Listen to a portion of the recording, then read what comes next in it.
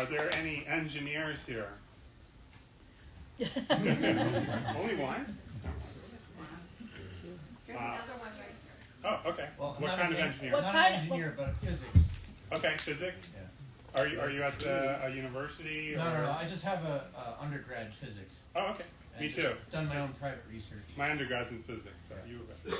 How about physicians? Nurses or physicians? Veterinarian? That's close enough. Okay. Okay. How about real estate? Anybody involved in real estate? Okay. Any other types I should ask about? So everyone I've asked questions about should be especially interested in the slides I'm going to present because 5G is obviously going to impact everyone, but it's really important to understand how this technology is going to affect, well, the question is if we have that technology. There's always the choice here of, as my title slide shows here, embracing and rejecting. So, good. So I have my slides up there.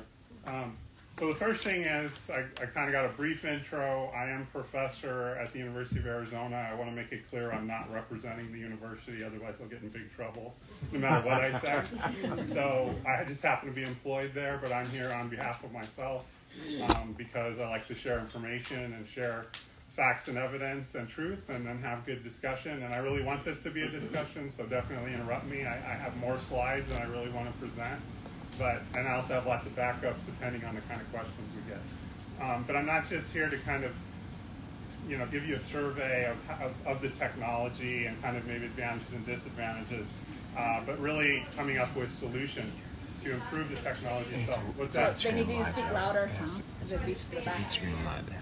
Well, I'm pretty loud up here. I'll try to go a little louder. Without a microphone, it's going to be tough. This is about as loud as I can get. Where's the fan? This one up here? I don't know why. Can we turn the fan off? Oh. Can everybody hear me except maybe way back there? Otherwise, pretty good. Yeah, if you have a microphone, I'll use it. But I'm. Can you ask? We're going to go.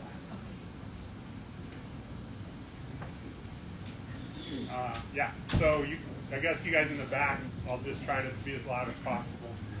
So as I was saying, I have a lot of slides, but I'm really here to engage and have conversation with you guys and come up with solutions. And even though I'm saying embrace or reject, of course, there may be compromise, or maybe we decide there is no compromise. I don't know. I think that's the whole point, is that we get the facts and evidence on the table, and then we kind of look at where the problems might be and look at solutions. And I may introduce things that nobody here has actually heard of that people are working on, and maybe they're working on this in other areas outside of the whole topic of 5G. But some of these are just ideas, but I can tell you maybe a little more on my background. So I'm a professor at the University of Arizona. I'm in medical imaging, which is also known as radiology. I'm a PhD. I have a research lab where we work with all kinds of technologies, primarily with ultrasound, light, electrical devices, and microwaves. I've worked and published in the area of microwave technology and imaging for 20 years. And I have to admit, even though I've been exposed to microwave technology in both medical and defense industry for many years, I didn't realize how much literature and how mature the technology was until about 2 or 3 years ago when this came more of a conversation, and I'm kind of the person that will go right to sources and look for the experts and get information. So I've been definitely adding to what I already knew about the kind of things with imaging and other things you can do with technology, like I said, in medicine and defense, and added much more information about how I think the body works in terms of an electrical system, and that's where it becomes most relevant. And you'll actually find the idea of the body electric is not new. In fact, it goes back much further than our allopathic medical system. And until we start to look at the body as an electromagnetic system, where our medical system will be lost in using chemical models that are overly simplistic and inferior. And this is how we connect this into how microwaves may impact your body in ways that some of us here may not have thought of. Okay, so that's kind of my cover slide. I'm trying to keep it open on both sides. So this is some examples of the 5G wireless infrastructure in Arizona. Of course, these are things that you'll probably spot pretty quickly. they're a little bit what we call small. They're not really small, and they're smaller than the large ones, but they actually have quite a bit of power they're putting out, especially with proximity. So be careful with when we talk about small cell towers. But here's examples in Chandler and Tucson. In some cases, I've seen this. This one, I was looking at this one. These are all over poor neighborhoods in Tucson about the last 18 months. Nobody wants them that I've talked to. Couldn't really do anything to stop them. This one is about 8 feet. This is like right on this wall in this window. I mean, it's like amazing. This thing just towers right over it in these poor neighborhoods, right? And there's another one about 200 feet away from that one, by the way. So I'm just kind of curious walking around. It's like really bizarre to kind of see these things. But really, these aren't hidden things that I'm writing these bullets. These have been described, as you'll see, for much longer than maybe you thought, in terms of the concepts of smart cities being driven through 5G microwave technology. We'll get into what 5G really means. It usually includes 4G because it's part of 5G. But the idea is that this isn't just in Prescott, this is worldwide. The idea is to roll out small cell technology and 5G, which you can get smaller and bigger depending on what the applications are, pretty much every 3 homes across the entire planet. So it's not a local, state, or national thing. This has been ongoing for quite a while. Some countries have been more resistant, as you'll see, especially the countries that are more familiar with the problems with microwave radiology technology and control systems, smart cities like we already have in China. So the countries like France and even China are actually a bit more familiar with the kind of things that the technology can do. Internet of Things, the idea of monitoring everything and every body 24/7, okay? That's going to require a grid connecting everything and everybody. The trees in the middle of the forest, Microsoft has all kinds of contracts and patents on doing that to track every tree and what's happening in the forest. Could be good, could be bad, who knows? But the idea, the concept is there. So now the public has to get up to speed to really engage and decide, is this the kind of thing that we want? Or maybe there's even better technology. Maybe there's wireless technology that doesn't even use microwaves. I have some ideas. Maybe we need to look backwards and not forwards. But anyway, if 4G and 5G includes harmful pulse microwave radiation and brings that to our neighborhoods, we clearly have a risk that needs to be addressed, and then we have to see, do the benefits outweigh that risk? Because in the end, that's what we should be talking about. Do the benefits outweigh the risk? Okay? Question. Yeah. What's the distance between these antennas? Well, those small cells, the idea is that they want these about every 3 homes, so 500 feet across the world. And that's not so you also have macro towers that we're familiar with, that's all part of it. You also got mini towers, you got rooftops, where you probably even hear, but they're rolling out things where you can put things on your roof and actually broadcast your own neighborhood. Those are using higher microwave frequencies. So these are the small cells that we're more familiar with that are being installed, that we really have to play a direct decision. We have to be involved in the decision-making process to determine if we want this right outside on our curb or outside of our bedroom window. Yeah. I've seen some small boxes about 8 inches by 3 inches on poles, various places. Are those 5G? They could be. You have to look specifically at Can you what's repeat there. the question? Yeah, the question was, she's seen boxes on, are they lines on the wires going across or on Not poles? wired to anything. Well, they're boxes like this big and should, No, they're not. They're only this big. So to be honest, depending on the frequencies, they can be this big, it can be this big, it can be this big, or you can have the macro tower. All of this, and they can be hidden, they can be underground. Now, most of the time they're not supposed to be using these. In Europe, they have them underground, under potholes. You can pick them up and see those. There's also camouflage ones. I don't think I have that slide, but I can show. There's companies that make camouflage to make it blend in, right? So you don't notice into telephone poles, into walls and paint. Most of the ones we're looking at are pretty obvious. So they want you to know that they're there and they're not secret. And they want, whoever's rolling out, who's never involved in the process of bringing that out, want you to embrace this technology because of the benefits it brings. So they're not trying to hide it. They could hide it. cannot tell you. The technology's there, and there's companies that actually have that. But we're talking about things that are obvious, that is connected to basically, and that takes us to this slide, the concept's not new, and the technology's not new. Here's an article in Popular Science. It's a little difficult to find it, but you can find it. I encourage anyone to read it.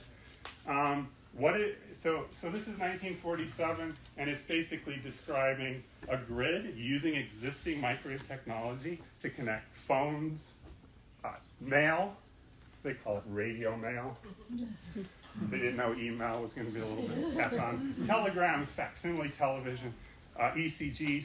So it's described here, the technology was there. So what happened? Well, you have to go back before World War II, and some of you might be familiar with the technocracy movement, started at Columbia University. The idea of using science and technology to solve the world's problems. That's technocracy. Technocracy Inc. was created. And then kind of World War II happened, and unfortunately Germany, Nazi Germany especially, used that same model to control their citizens. And part of that, and both in fact Japan and Germany had microwave weapons programs, which is a separate category here. I'm not talking about that. But they used the idea that science and technology could solve not just Germany's problems, but the world's problems. And it was rejected. So the technocracy movement was rejected. People were pretty familiar in 1947, although we didn't have cell phones, we did have radar transmitters. And we knew since the first radar transmitters went up in 1933 that those can cause all kinds of problems right away, from clicking sounds, fatigue, nausea. These were things that were observed right away, and it became very interested. The military became very interested in that, to understand how that was happening and what the mechanisms were. And so this was somewhat known, but we didn't have a world with the exposure of microwave radiation to understand that. And by the way, back then and even today, those symptoms that I just described, along with many others, are called microwave sickness by the military. That's the term they use informally, called microwave sickness. So you can just search that, quotes, and that's how they refer to it. We'll get into that a little later. So first, we got to be careful of terminology. Language is really important.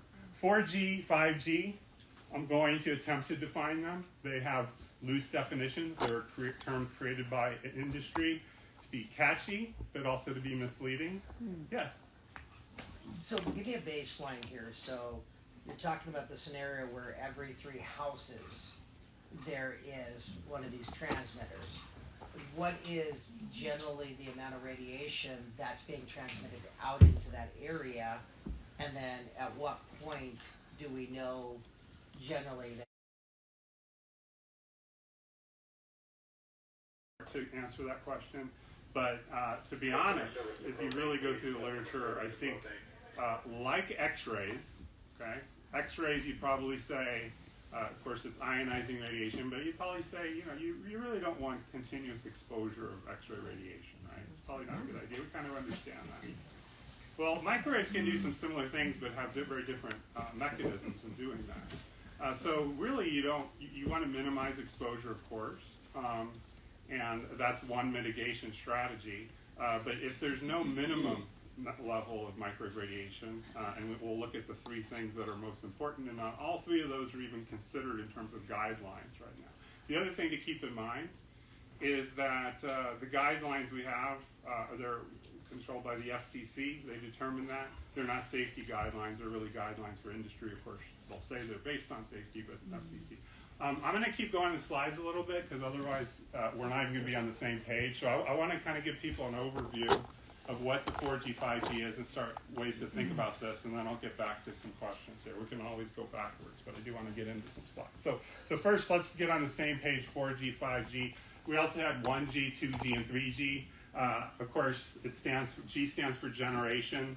1D being, your old analog, corded phone. And then we go to 2D, 3G, 2G, 3G. 3G was around 2005. 4G is your smartphone, but it's also Bluetooth. It's also the macro towers, okay? But once we get into 3G, 4G, and 5G, I want to make it really clear. This is all microwave radiation. Okay, so a lot of the things I'm going to talk about does not distinguish between 3G, 4G, and 5G, and I'll explain what microwave radiation is. But in physics, we can define it between 300 megahertz or 0.3 gigahertz and 300 gigahertz. A huge window. Okay, and we'll get into what that really means. But most of the technologies that we have today are operating around 3 gigahertz or less. Bluetooth is 2.4. Your cell phone is somewhere in that range. Your Wi-Fi at home, okay? So I'm not saying that those things are necessarily safe. I will provide facts and evidence that covers microwave radiation because it's a very specific band. And it interacts with, on the molecular scale and macro scale, in ways that are different than your normal sunlight, which really doesn't have microwaves. The Earth has a protective barrier. So microwave radiation we consider xenobiotic. It's really foreign to the Earth. It's not a type of radiation that normally comes through the ionosphere. It's usually blocked. And if you go back 150 years, the really only sources of microwave radiation were from lightning storms. Okay, so lightning will emit a little bit. But I don't know if I have I may have something that refers to that. But I've got slides that can explain that in more detail. Okay, so now 4G is pretty much around. It can change. I have here up to 2.5. Let's say up to 3 gigahertz lower. All the devices we're familiar with. 5G is simply adding higher frequencies, as it says here, up to 95 gigahertz, but you can find plenty of documentation that up to 300 gigahertz is on the table now for industry, and they have planned for this for a long time, of using that full bandwidth. Now, why do we need the bandwidth for this grid? Is because bandwidth relates to information transfer and speed. So the more bandwidth you get, the more devices and people and heart rates and things can be connected to a grid in real time. So you need the information. So if you thought this was for a faster download, maybe. I don't know too many people that are benefiting. And I can tell you there are towers that aren't even able to provide a cell phone tower, which is suddenly becomes a problem because to even put these up, it's supposed to provide wireless service in terms of cell phones. So that's a whole other question. But that's the purpose. That's why we need this higher frequencies. Now, with those higher frequencies, you're going to get massive amounts of increase in exposure. There's estimates I've seen recently of 100 times more, but who knows, it might be more, existing to what we have today. It's important that we're not replacing 4G. In fact, 4G is absolutely crucial to this Internet of Things. In fact, they work differently. 4G is like a continuous thing that's going on. 5G is a scan and beam, and there's all ways to do this. So you can direct the beam to smaller objects, because as you go up in frequency, the wavelength gets smaller. The smaller the wavelengths, you can interact with smaller things. So facial recognition, all these things depend on the higher frequencies. However, most of your exposures today are in 4G. So if you think you're being affected by microwave radiation, most likely it's 4G from your devices or at home, or Wi-Fi, which is most people getting their source from that. If you've got a small cell and it's been turned on and you've measured exposure right outside your window, well then, even then, it's probably still 4G, because there's not many towers that are actually transmitting above 3 gigahertz. There could be some exceptions, and you can test that.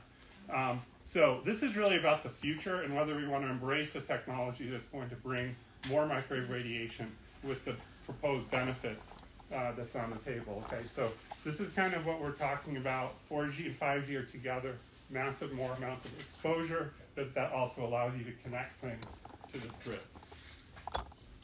So we've heard these terms in terms of benefits, smart cities, and Internet of Things. I don't know if we've ever been at the table to say, do we really want this, and do we want to use this technology to do it, and who's actually controlling a smart city? Those are probably just as important. There's certainly some advantages in terms of efficiency, in terms of energy, in terms of communication, all the devices that we use.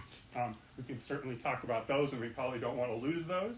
In fact, facilitate, maybe even improve these things. But this is the plan, and the plan is using all these devices that use this type of radiation to do it.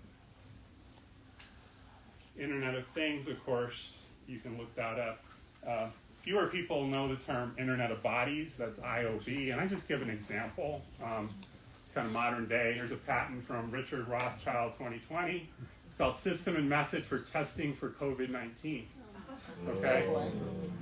And so this is a way to, it's basically an example of how this can be used, and it depends on 5G wireless. Everything, it's being able to track everybody in real time, whether you're in the hospital playing sports or just out there. You can target someone, look at their heart rate, you can see the software, look at speed, temperature, altitude, from pretty much anywhere. And be able to do this in real time, 24/7 for everybody, and then get this feedback. Okay, so it's just an example of, this would be Internet of Bodies, it connects to Internet of Things. You can find many, many more patents going back a long time that describes these kinds of principles. And this kind of gives you more an idea of all the things, the cloud and algorithms and blah, blah, blah. Okay, so this could be a boom for the economy. There's all kinds of cool things. Yeah, do you have a question on this? No, I just want to state that, there's a law across the nation that firefighters do not allow cell towers within 1,500 feet of a fire station across the nation. Myself and Wendy Ratner work to make sure that neighborhoods right here in the Quad City area would not have cell towers close to your home. I don't know if anybody knows about that, but we were very active. So, and the reason why that firefighters across the nation made sure that no cell tower would be 1,500 feet away from a firehouse. Now, all these firemen are very young, okay? What happened when they put cell towers next to the firehouse? They got lost going to fires, ladies and gentlemen. It affected their cognition. I could go on for hours doing a presentation myself here. But I'm just letting you know, this 5G, it is not dangerous, it's extremely dangerous. I'm a retired nurse. So that's all I want to tell you. Thank you. So I'm not here to convince anyone of anything. I'm here to give you the facts and evidence and show you the truth, and then you can believe what you want, and hopefully your actions will reflect what you believe. Can you just clarify this? Yeah. Because Yeah. there's been a myth out there that it causes COVID. And it's not, it doesn't cause COVID. It's not a cause, it's a testing of COVID. So you're asking me whether 5G or microwave radiation causes COVID? Correct. Yeah, her question is, does or can microwave radiation cause COVID-19? I don't think it does, but Well, I think there's people out there who COVID-19 do. officially is caused by a virus, which is SARS-CoV-2. I don't believe him. So if you're talking about COVID-19, well, that's SARS-CoV. That's SARS-2 COVID. I mean. So there, If you're talking about can symptoms that are related to COVID-19 be caused by microwave radiation, absolutely. yeah. Okay, so one more question. I'll keep going. Let me get yours. 5G, was it developed in China? Was it launched in China, in Wuhan? Yes. So I'll get into that in a second. I'll say the first smart cities were in China, and I'll have an example of that. In a And they second. also had a mass vaccination before that. Huh? They had a mass vaccination before they rolled out 5G, and they had everybody die. Okay. Well, I'm happy to answer questions related to like yours in terms of whether microwaves and immune and COVID. But let me try to get through the slides. Because there is a fine line between facts and evidence and then conjecture, and I can give my opinion. But one of the problems when we get into that is, do we have the evidence to even comment on that? And we need to get the information when we start to get specific about the last year or two, and we don't always have that information. So we need to demand it and get it. But I'm happy to answer questions related to that. So let's, before we transition into the real content and the meat here, this is kind of the extreme, right? These exist. You can go buy some Pampers with a Wi-Fi in them to tell you when your baby's diaper needs to be changed. But the problem is, it's not just telling you, the mom. It's telling like the whole world. Really. And that information, big data, is and will be tracked by the big companies and used for their advantage for profit. I mean, that's not a secret. And who owns that data? You're not going to get compensated for them doing a research project on your baby's diaper. But anyway, I'm just going to give you an example. it's important to get control of this technology, and the people in this room need to take the lead in doing that, and hopefully I'll have some ideas of how we can do that. So the question here is this kind of utopia inevitable, and do we even have a say? And I say absolutely. In fact, we have to. We have to be able to take action and know what those actions are that will be effective. And you might be kind of surprised with a couple things I say, because they might be different than some of the videos you had. But I can tell you, as I said, I've been involved in this in 2 or 3 years. I'm like, this is nobody's. I work at the university. Most people don't know anything about microwave radiation, or if they do, it's what they learn in undergrad. Oh, it's non-ionizing. It's safe. Very, very few. I'm going to say certainly less than 5, but I work with microwave engineers, and I know what they know. I've had big grants with them. Not in this kind of Wi-Fi stuff. I'm an imager.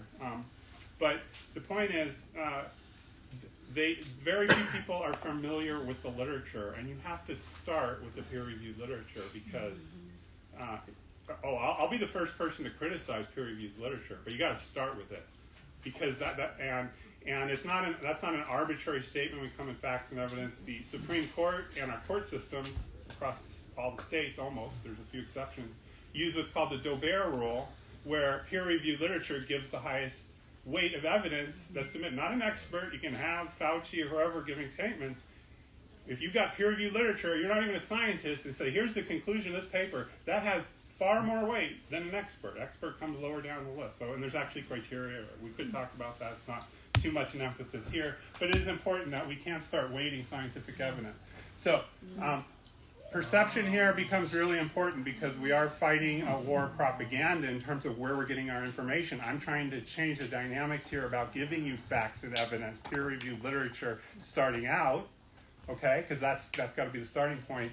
But we're also being hit with ad campaigns to make people believe things, and it's very effective, unfortunately. Most people are reading titles of articles in the New York Times or on TV. Those wouldn't even be admissible for evidence in court. Think about that. Not even admissible. No, that's not even evidence. Okay, you got to get to source material. So it doesn't have to be peer review. There's steps down. Government studies are pretty much as good as peer review, by the way. Okay, so here's ad campaigns, right? Well, compare. So we obviously can't trust ads, but how many people out there are trusting ads or people that have maybe conflicts of interest and getting their information? That doesn't work. So you have to seek out the people that are not conflicted and get information from them and make sure they're involved in the policy making. Okay, and especially, and if you're elected, then you may depend on the people in this room, or you may proactively go out and find people that are outside a system that may have conflicts. And that's not easy to do these days. Okay, so I want to just take back a little bit the advertising campaign, because although this may not seem relevant, I think it's very relevant, okay? Because once upon a time, smoking was good for your health. Here, it's being promoted for pregnant women. It lists all the benefits here. Slim baby, low birth weight. I mean, it's all great here, right? And here, growing to 100 years old, and doctors promoting, this is great. This is my figure, These are just examples from the ad campaign, right? And I showed previous slide 4-year-old smoking that you can find at Stanford University as part of the ad campaign. And yes, the science was settled. I mean, these are facts. Who could argue with this, right? But this is propaganda promoted by industry. That's not peer-reviewed literature. In fact, we had more than enough information from the 1800s to know smoking was dangerous. And certainly by 1950s and 1960s, we had many people publishing very wonderful replicated studies of how smoking causes cancer. But was science ever settled or unsettled? How did we even fix this mess? Why today do we say smoking causes cancer, which isn't exactly correct, but what happened? Just more studies? What happened? Conflicts of interest were eliminated. How? Did somebody publish a paper in Nature or Science? People. People's experience. Well, this is important. People woke up. How? Lawsuits. Lawsuits, class action lawsuits in the 1990s. Tobacco industry lost. And why did they lose? Because facts and evidence were presented in court and the overwhelming evidence, including peer review and experts, etc., could not overshadow the idea that it was inconclusive and there wasn't enough evidence, right? So, and it was around that time, it was actually a DuPont class action lawsuit. The Supreme Court, starting Supreme Court, they changed their criteria of weighting evidence. This is what I'm referring to, very important, because before 1993, they were using what was called a Fry rule. There's still a few states that use that, not Arizona. And the Fry rule just says you've got to establish scientific consensus. So if you can show there's a consensus, it doesn't matter how many, you can show me all the peer review, it doesn't matter. If you can demonstrate there is a popular opinion in the scientific community, for example, that it's inconclusive whether science causes cancer, then they wouldn't have won the lawsuit. Because you can always pour money and find experts, and the tobacco industry has unlimited funds, they could have done that. But they decided, no, we're going to weight evidence, and we're going to look at the preponderance of the evidence. That's the Daubert rule. And the Fry rule, that scientific consensus was moved down to the 5th on the list in terms of Daubert rule. So peer-reviewed and more recent peer review, we can talk about weighting. The two words to keep in mind, relevant and reliable, okay? Those are quotes for the Daubert rule. Relevant meaning it's got to be somewhat relevant to the topic. So somehow smoking, impact of smoking on health, and then it would be relevant. And then reliable refers to peer review, and then the other category I'm talking about. Okay, so New York Times, no, it doesn't count. Okay, CNN, no, it doesn't count. Social media posts. Okay, so yeah, so CDC says no. This is a quote: cigarette smoking does not cause cancer. Now, in some cases, it might be actually true because it's a causal factor in cancer, but just because you have cancer doesn't mean smoking caused it. So you got to think about logic here too, and be careful with words because these words are being played with us all the time. Yeah. Yeah. What I had read is that it's not the tobacco; it's the what they've done to the cigarettes over the last 50, 60 years, made it more toxic and stronger. But it's not the tobacco that's causing it. It could be, yeah. They actually use it for like American Indian, you know. It could be, and of course nicotine is put in there to make you so you can't get off of it, so that's for profit. And I could probably give another talk on that, but you know, it's very possible. But I want to give examples of how we think critically, build arguments, and how we really need to look for facts and evidence when we're talking, so we'll bring this back into 5G.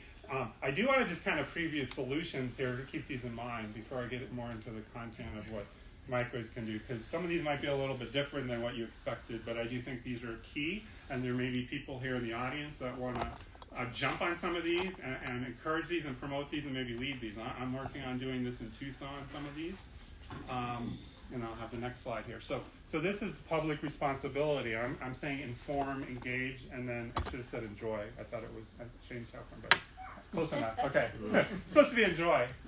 Guess it didn't say that. Okay, so these are 4 things I want you to think about. This is what's important. Forget all the other crap. Okay, if someone's proposing a new technology, whether it's already here or it's being whatever it is, even today we got to weigh the benefits and the risks. Okay, we can probably think of that in other topics other than 5G, but benefits and risks. That's the first thing we talk about. Open on the table, transparent.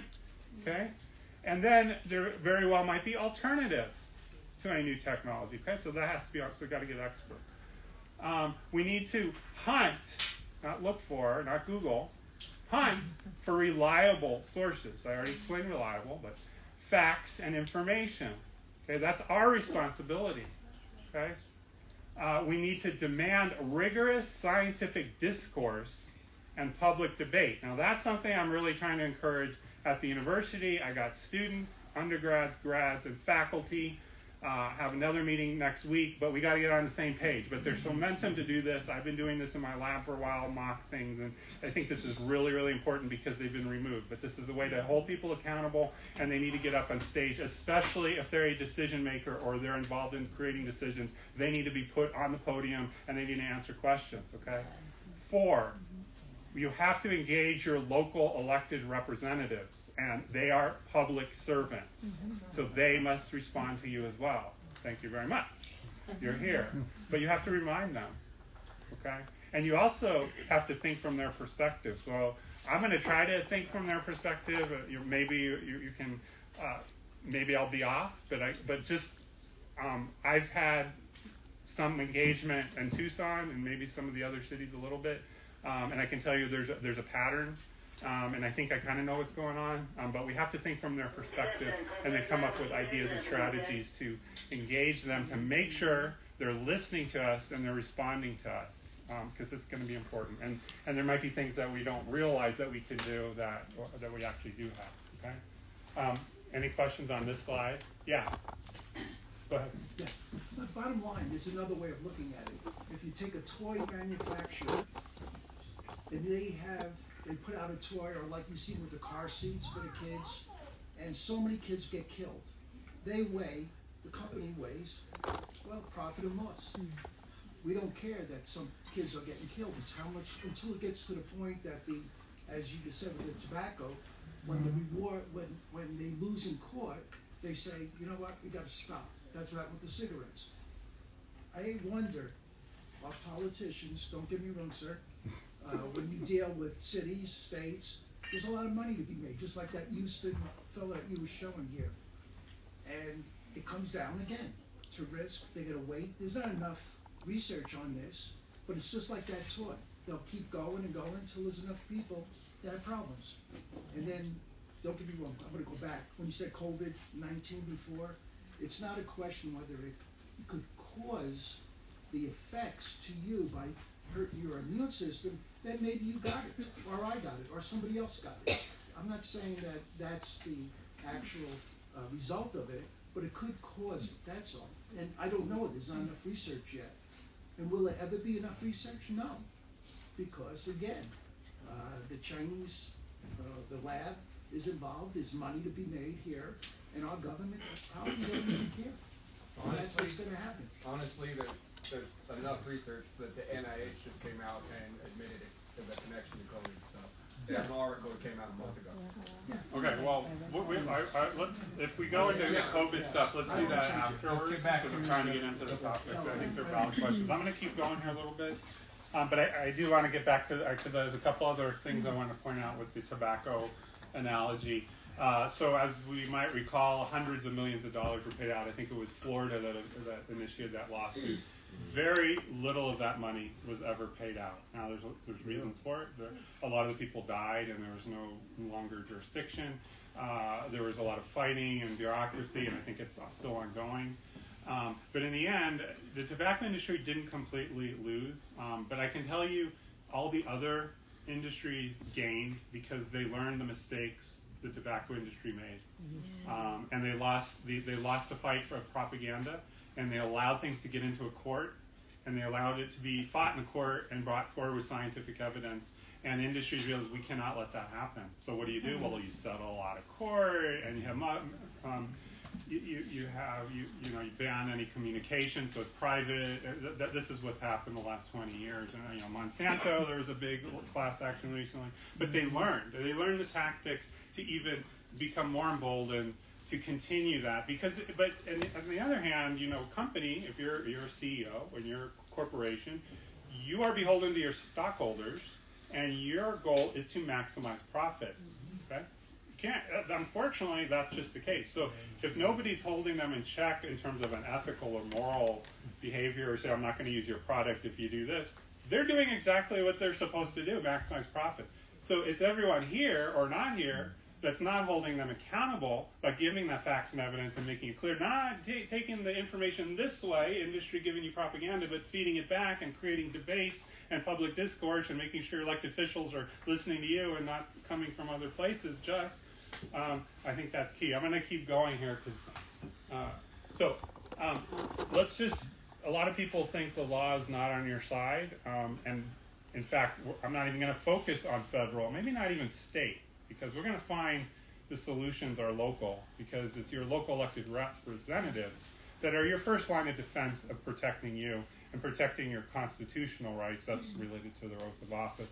So that's why I think we really want to focus local. It's the fastest way to get change. But you have to realize, there is pressure. We talked about money, federal, state, so there's a lot of other influences. But here, if we just look at the purpose, the reason why we have the Telecom Act, the creation of the FCC in 1934, for the purpose of the national defense, for the purpose of promoting safety of life and property. Any amendments that come later cannot change the intent of the original law. They can put words in there. It doesn't change the intent of the original law. It's right there. And it's even in the 1996 that we like to think of today. Promote the safety of life and property. It's just forgotten or not used, or maybe they're going to pay attention to, oh, can't talk about environmental effects, and then focus on that, okay? This is the intent of the law, and this can be proven in front of any judge if it were ever to come to that, if you're making that argument and doing it the right way. But it's important that everybody understands this is the purpose of the Telecommunication Act, so the primary purpose. I'm not going to talk much more. I'm not going to talk too much about law. I have other presentations where I go into the state law, and there's lots of opportunity. A lot of people want to criticize it. It talks about rejecting cell tower applications for public safety reasons. Okay? You want to ignore it, that's fine. And we can point it out, as I have and many others, to our Tucson elected reps, and they just ignore it. Okay? Just an example, but there's actually many things in the federal state laws, because Arizona has a state law as well, that you can navigate and build a much safer, better telecommunication ordinance. Is it going to solve all the problems? Maybe not. But at least at local level, take advantage of what you have, even if you're going to ignore your oath to protect everyone from potential damage or injury, or if they have been damaged. And it turns out the Arizona, so this is the other thing I want everyone to keep in mind. Of course, we want the local telephone ordinance to align with our core values. Most of the time we think of our core values as going back to our founding documents, Declaration of Independence, Constitution, etc. But we can use that as a guide because most people probably agree or believe that. The Arizona State Constitution is actually powerful. Don't use Arizona legislative gov website when you're looking at the Arizona Constitution. For some reason, they just decided to leave part of it out. You got to go to Ballotpedia. There you'll find the full Constitution. Article 2 is really powerful. You know, it lays out specifically what the oath of office is here. Arizona Constitution is very protective of individual rights. Everyone should be familiar with that and understand that. And of course, the Constitution above all. So if your constitutional rights have been violated, you have to point that out to your elected representatives. And no statute can be legislated that violates the Constitution. So even if something's been legislated, it can't infringe on your constitutional right. It supersedes. Okay, we have to understand that, but then we have to understand how to take advantage of that, because there's mechanisms that most of us, I didn't learn in school, that you can use to try and take back your power and focus on this. Partly, first, of course, just becoming aware of that. Okay. So one way is to remind public servants of their oath of office. I think it's important to demand disclosure of all conflicts of interest. It doesn't mean that your elected official is getting money from Verizon. That might be happening. Who knows? It has happened before. But it could mean that your city or county is getting money from the state or federal governments to promote and push 5G. Well, we know that's the case. Billions and billions of dollars. So, yes, there's huge amounts of money for a long time being pushed into this for lots of different reasons. But if there's conflicts of interest, you got to balance that and make sure those people aren't directly involved in the decision-making process, so you're shielded, but you have a seat at the table. It says, okay, you're getting all this money, this is great. Let's make sure it's not being used to hurt someone, because if it's not, well, maybe there's lots of benefits to that. I just want to say we did Yeah, that go ahead. already. We did that already in Prescott. What you're talking about? Did what? The conflicts of interest. Okay. Okay, cell tower-free neighborhoods, okay? We had protests, we showed up in the city council, we explained conflicts of interest, we explained to them about the oath of office, and how you can win 5G is what you can do, what we did with cell tower-free neighborhoods, okay? What you have to do is organize. And I'm from New York, as you can tell, I got the accent. What you need to do now, because what we did in Prescott, now we're talking about the whole Quad City area, the power is in numbers, okay? We have to have hundreds and hundreds of people, okay? And now to stop 5G, we have to go to the city council of the Chino Valley, the Prescott Valley, and we have to stop this. I'm telling you, the literature, the research is there 150%. And we all have to organize and do it. This was already done in Prescott, and we stopped the cell tower. And as you all know, and if you don't know, you can look back at the courier. It was done that it wouldn't be close to houses, and one was going to be in Yavapai Hills right next to my house. And we stopped it dead in its tracks. But now we have to stop the 5G, and it can be done exactly what he's talking about. It was already done. Cell tower-free neighborhoods. I just want to insert here that at the end of the presentation, one of the things we're going to do is ask you guys to identify how you want to volunteer with us, because we're going to do exactly that. We're going to expand the effort. We're going to we're going to create groups to go to the local city councils and talk about this whole issue. So, Russ, please continue. I just want to let everybody know that at the end of the presentation, there are some action steps that we're going to organize around. So, because we agree with you. Okay. All right, thank you. And that's why I'm doing my slides like this, because I'm not here just to inform. I want to come up with solutions and answers. So my previous slide may be a little bit different than what you've heard on maybe some of the YouTubes. Public discourse debate, we got to understand what facts and evidence are, how to communicate. This is important. And we all need to practice this, so we're ready. So we take the initiative and know how to use those communication tools and have the information, okay? You can't expect the people elected to do that. They're doing other stuff. If you guys are engaged and interested and need a seat at the table, you have to do the homework, okay? I'm providing slides and give you all the stuff, but that's not good enough. I'm showing you. You have to accept that. And I completely agree. You get a new person elected, you got to make sure they're disclosing conflicts. It changes all the time. I don't know if you were able to follow the money. Have you been able to follow? That's an ongoing process. It's not like a one-time thing.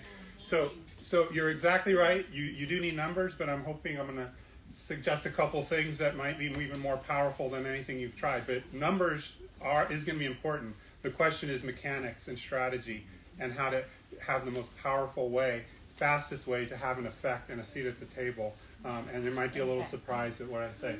So that was number 2 on my slide here. And I'm actually pulling out stuff that maybe some of you haven't thought of too, because I've given slides going through the state bill, and this is, you can build this into your ordinance. I have slides on that. But I've been doing that for 2 years, and I realized we couldn't even, we wrote an ordinance with the top people in the country and the state, and we couldn't even sit down with the mayor or any of the city council members to even talk about it, even when they passed a motion to amend their ordinance in February 2021, and we had this on the table, delivered it. They wouldn't even meet and talk about it, none of them. And then they violated their own motion by not passing a new ordinance, but publishing a utility manual, which it wasn't a vote or anything, or engage anybody in the community. So this is the kind of behavior we're seeing. So it's not just good. We could do all the work we can, and we're still going to get stuck. So we got to find what the right mechanics are of being able to do that. So identify local elected reps who will advocate for you. They don't necessarily have to agree with you, but at least they'll have lunch with you. They'll say, I'm interested. I want to learn what you have, and learn. And then they have integrity, and will be able to. I think on this topic, they'll probably, if they have an open mind, they're going to see this and say, this is something we need to address. Maybe build some things into the ordinance, or maybe they'll talk to they're another person, they're an elected council, and try to get an in. So even if you have one person, it can make a difference. And then that person, wow, I'm going to engage that. It's way in. You may find that none of them, like in Tucson, there's like not one. I mean, yes, we met and gave presentations, and then that was it. It says, oh, there's nothing we can do. Our hands are tied.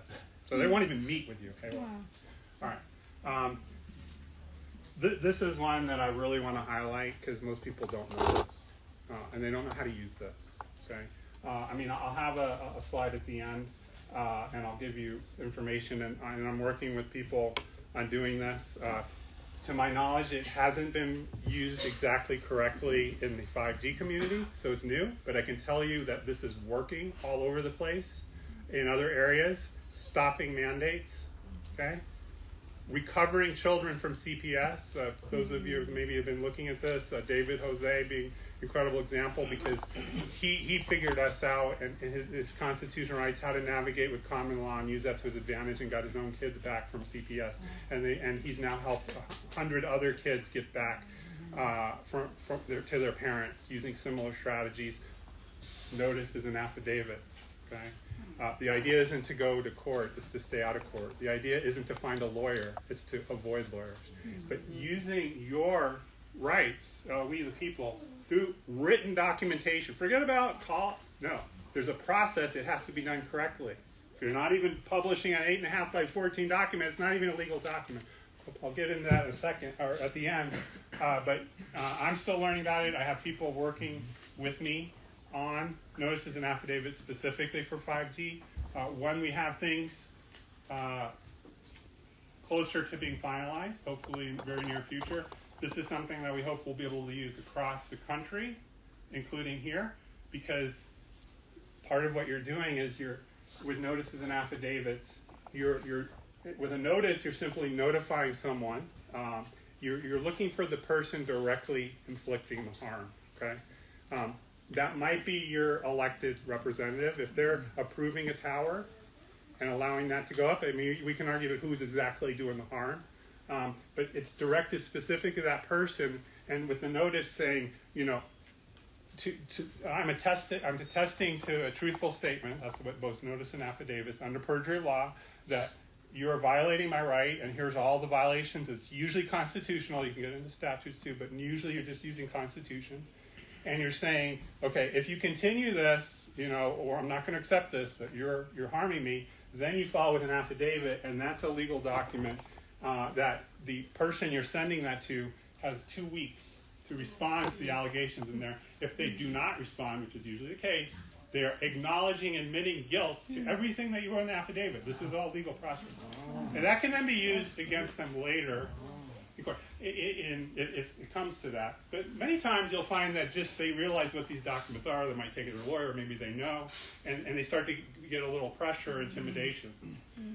You may not see directly the effect, but you might see indirectly. By the way, this has also been used to force the audits in Arizona. People don't know this. 1,500 affidavits were sent saying they were violating oath of office, that there needs to be an investigation election. So it wasn't the legislatures, oh, let's do it. No.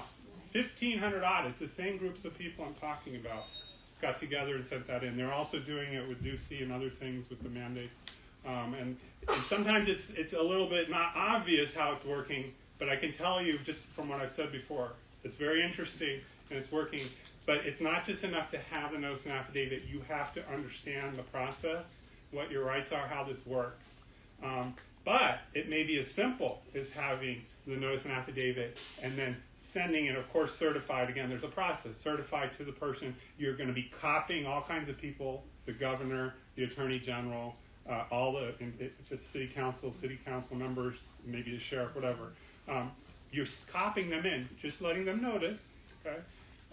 Anyway, so this is just kind of a clue, but even though this is the last thing on here, it's something, I mean, I'm happy to answer more questions. I'm still learning about this, and there are really good volunteer groups that have classes in this and are teaching people certainly multiple times a week, and there's great YouTube videos. So I think this is a very important piece because certified in writing has legal, you don't need all the lawyers and stuff, so it's a very interesting thing. Okay. Go ahead. I'm going to go into my next slide before you go ahead. Yeah, in the back. With respect to 5G towers, will they be putting them in more numerous in mountainous terrain? Possibly. I mean, you don't necessarily need a small cell. It depends what there are satellites, there's micro towers, there's all kinds of ways to get information. You might tag each tree with a little chip or something, and then it's, I mean, this isn't just small cells, it's something we're familiar with that we don't want next to our bedroom. And by the way, one thing I should mention, 4G, your devices, right, you can turn off your device, you can turn off your Wi-Fi and go home or whatever. With 5G, it's 24/7, so that's where you really cross the line. It's involuntary exposure. You can't escape it, and that's why we all have to be here and now draw the line, because we're not getting informed consent and we're being exposed to these things. Yeah. Is there always an observational component to 5G, like always cameras and? Not necessarily. I mean, microwaves can be used to see things or measure things or detect things, so that's a receiver, and it can also send things. which means it can interact with the object, it can interact with your brain, it can interact with your body, it can talk back and forth. So facial recognition cameras, that's all part of it, like you're seeing here, where these are things we go through at the airport, the millimeter wave technology that sees through your clothes. 5G can do that because we can get into millimeter waves, which means you could have a camera right there and it could see through your clothes. Not that it is doing that, but that's part of the technology, capability to do that. So I'm going to be touching on these three in reverse order. I'll get to this last because what I also want you to think about, at what point are constitutional rights being violated? Because if you can identify those, then you can say, well, then there's harm, right? And some people resonate with G2Z. Some of these, I'm not so sure, I'm not so interested in that. But some are, I can tell you the legislature is very interested in the privacy aspect, being able to steal data and steal identity. That's been a big part of their conversation and pushing back a little bit. Property value is a no-brainer. You know, if you get a small cell, as they show, it drops 20% in value on average. Who's paying for that? Why has someone stolen your property by putting a small cell tower, right? That's a constitutional, that's stealing. And you're not being compensated for it. You could put that in the ordinance. You could put provisions in there. You got to figure out maybe the telecom's going to pay for it. But why is the homeowner have to pay for that? That doesn't make any sense. We actually, I don't know if we put that in the ordinance that we drafted or we talked about it, but it's something that could do. These are just examples, okay? And you can kind of, I'm not going to read there, since I don't have a slide on this here, but there is no insurance company that will insure you or any company or city from damage from electromagnetic fields. Okay, so Lloyd's of London, the biggest one, they came out with a statement many years ago that they're going to put that risk. It's known as exclusion 32 principle. So if you think your city council is insured from damage from these things, think again. And it's not if, it's when people start to realize they're being injured or damaged anywhere here going forward. They're going to see their city, those small cell towers are on public rights of way. Unlike 4G, which are often private, they've now put it in public rights of way. The city now is on the line. Do you really want to bankrupt your city? Does the city want to be bankrupted? I know they're afraid of lawsuits from telecom, but actually telecom is very limited in what they can do to the city. They can recover legal charges. If you put something in the ordinance, it turns out it violates state bill, then you have like a one-day hearing in DC whether there's a violation, and the telecom can recoup the legal fees. But there's massive liability here problem, which means everyone should be talking about it and thinking about it. What are the risks? Okay, that's another risk that we should be discussing. Okay. Excuse me? Yeah. How can telecom be suing a city for not allowing them to put the tower? It shouldn't it be the opposite? So if the city finds that it's causing problems physically or whatever, what is the criteria of how, as you said, telecom, it's so. Could you repeat the question, please? Well, yeah, she's asking how can telecom sue the city if these things are causing harm? Wouldn't the city be suing the other way, industry? Well, there's a lot of players involved, right? There's federal government, there's state government, there's private-public partnerships. There's the telecom industry, but they also have third-party companies that are putting up a tower that are kind of shielded from the telecom. So we don't even know who's suing what. It's usually the telecom that's a big money and that's threatening. Say, if you try to put this in the ordinance and it's not consistent with the state bill that we're supposed to be fast-tracking, I don't know, whoever we is going to sue. Anyway, there's basically threats to city council. And remember, the city council in general, I don't know how it is here, is going to listen to the city attorney. Okay. You're going to go sit there. You're not a lawyer. You're going to listen to the city attorney. The city attorneys are saying, we can't do anything. Don't even touch this. No. In Tucson, we have the same thing, Mike Rankin. So we said we had free consultation with the top telecom attorney in the country, Andrew Campanelli in New York. He's licensed and has helped write many ordinances around the country. He charged about $8,000. He's free consultation to give advice on how to improve the ordinance. Open invitation anytime. All city council members, Mayor of Tucson, would not accept the invitation for the free consultation. Okay? Chandler, on the other hand, they did accept that invitation, and they had a great meeting. didn't necessarily change anything because there may be other dynamics and things. So you got to start to realize where the blocks are. I mean, can a city council member go against what a city attorney says? Not necessarily, but you can get independent. You can get an independent opinion. You can look for other, especially if you've got free consultation. Why not? But unfortunately, the city attorney's not always correct. And lawyers argue all the time, and judges are. I mean, this is not. But unfortunately, the city attorneys are going to be very much like telling. But that's where you guys' responsibility comes in. City attorney is not elected. Okay. The eyes need to be on your elected representative, not the city attorney. And if they only want to go to city attorney, that shouldn't be acceptable by itself. Is there a lot of? I'm guessing there's money that the telecom industry is giving our city, state, and federal. To help for things that we may need here or whatever state you're in. We think the telecom is, and so they sort of have no choice now because. Well, they have to have. There's always a choice. Well, but the money, it can be a big driver in decisions. But you guys can be a neutralizing force, like with notices and affidavits, personal liability.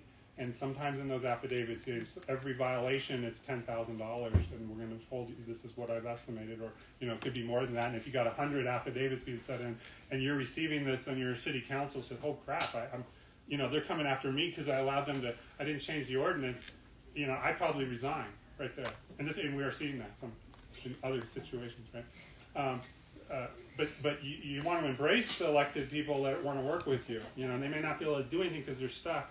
So that's why I think you want to just have a conversation, try to understand where is the money, what's the problem, and start to understand what's going on in the head of elected officials. It doesn't mean they're taking money under the table, which is possible, but they're kind of stuck here because they're being told by the city attorney, all this money is going to be a boom for the city. They think it's great. They're giving all the propaganda, and they don't think they can do anything anyway. But in the back of their mind, they probably think, I don't know. I don't think I want a cell tower, right?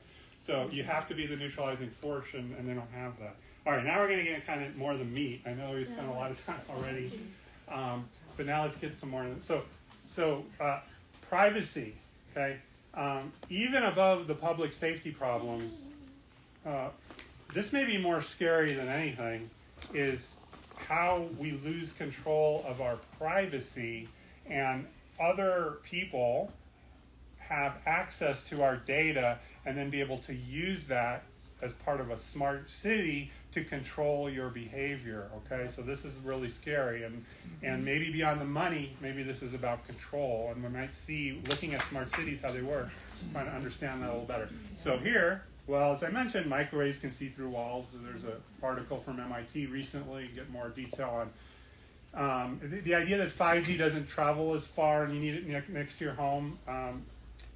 That's not exactly correct. In fact, it can go very far in the atmosphere, many, many, many miles. But what does absorb and attenuate the higher frequencies is water. So if it's really humid out, it's not going to go as far. But your body, you get to the millimeter wave, 30 gigahertz and above, it's not going to go very far in your body. It all gets absorbed. Okay, so it's organic material, animals, plants, humans. That's what's blocking it. Buildings, not necessarily. Nope. You can go through cement. So think about that. So the idea of getting it close to your house, not necessarily just for, we can't transmit. Just real quick, how does that relate to like a microwave? 5G like to a microwave in your home? Microwave oven? Well, it's using similar frequencies around 2 gigahertz, microwave oven, but it's designed to heat your food because of strong absorption of water. Strong absorption of water in your food is how the microwave works. So you said if it's humid out, it's going to absorb. So it's a similar range of. Yeah, and water absorbs across this whole range. 0.3 gigahertz. As you increase, water gets more and more absorbing. So, but then it doesn't penetrate as far. So if your microwave is at 20 gigahertz instead of 2 gigahertz. The outside of your steak would get really, really hot. In the middle would still be cold. So they found it so it penetrates. Same thing with your body. You get to the 30 gigahertz, everything's absorbed right in your skin. But if you're down at 4G, that's why I don't really like 4. I think 4G might be as bad is 5G, but at a higher frequency. 4G will go many centimeters even through your body, okay? 2 gigahertz, 1 gigahertz, that'll go pretty deep into your body, so And it's 5G kind of a even trade-off. more than, so it's a similar range. Well, the microwave is pretty specific frequency, around 2 gigahertz, but this technology is 0.3 gigahertz, 300 gigahertz. That's 1,000 times in terms of the range here that they have to work with, but it's mostly on the small scale. Yeah.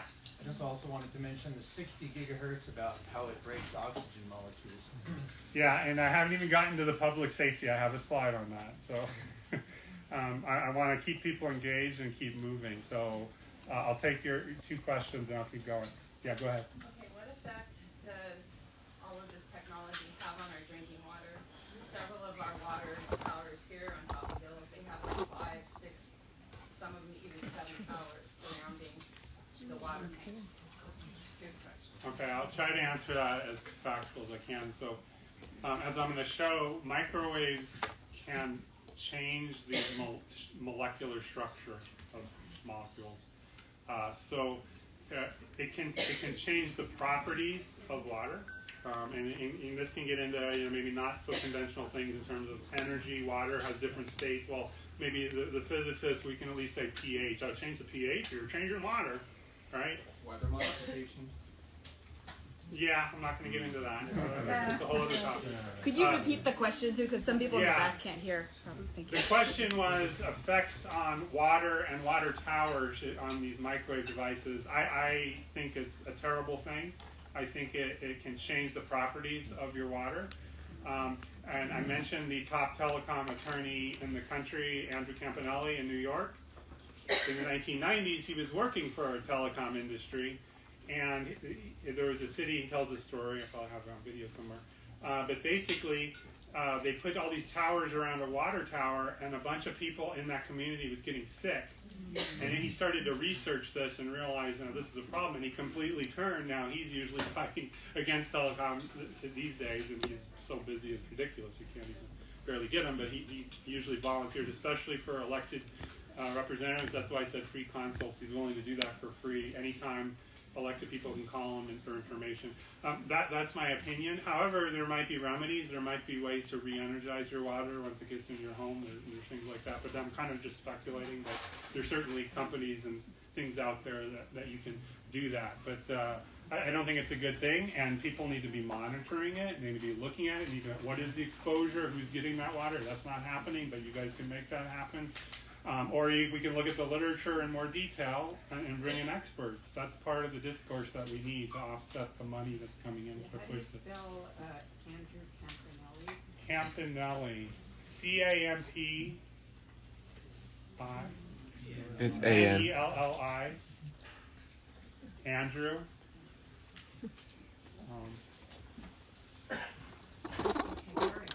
Yes. Okay. So did I get all these? Okay. Because I know I'm going a little bit more in the survey. Okay, so second one, we talked about 24/7 surveillance. There is no such thing as a secure 5G network. The industry has acknowledged that. There's even something called an IMP 4G attack, which is a term you can look up, where people's identities have been stolen through 4G, 5G wireless networks, and then used to commit crimes impersonating someone else. This just kind of gives you an idea of the kind of privacy problems that we have. These things have already happened. Okay. Finally, pulsed microwaves from small cells. What was that called again? IMP 4G attacks, I think. I don't know if I have a slide that does that. IMP, what is that? I don't remember what the acronym is, but if you can contact me if I don't have it on another slide here. So it's important also because this also gets into our rights as well. Quiet enjoyment of our streets. We have many laws that talk about this. You don't think of microwaves as you can't hear them, but your cells hear it and your body hear it. And actually, yes, you can hear it. This has been known since 60 years as part of the research I've involved in called thermoacoustic imaging. Pulsed microwaves, especially if they're hitting here at levels, exposures within guidelines, you can hear sounds from pulse microwave. Some of you may. Confused with tinnitus. Okay, yeah, we can get into that. There are many patents on this for 50 years. You can look up how it works. And not just sounds, you can actually transmit a beam on your temporal lobe here, because that's where it's most efficient. Not that much power. And actually encode any sound that you want. You can put a voice in your head by modulating the microwave. There's patents on this. The CIA calls this voice-to-skull technology. Someone might have heard of that. The NSA calls it, there's remote neural monitoring, and there's another term, synthetic telepathy, so depending on which term you look, you'll start to get into that. Voice-to-skull probably get you to the top. I could suggest something, because I've been wanting to do this. Go Go ahead. to a remote area with nothing around, no towers or anything, and then see if you still have the noise. Right. I wanted to do that. Right, but you might even have ringing from some effect afterwards. I mean, it can also be a more chronic thing, and then there could be other causes too. So, but absolutely, that's the best thing, is to go into a quiet environment, and if you feel better. So when we get to the public safety or health part, if you think you're being influenced by this, find a quiet place while you still can, and spend a few days, see if you feel a little better. And those are more for acute things. So. I do want to give you a glimpse of what a smart city is like, and yes, China had the first smart cities, Wuhan specifically being one of them. And so this will kind of give you, and you know, I believe Google wrote the software, a lot of the software to set this up, so it was very nice of them.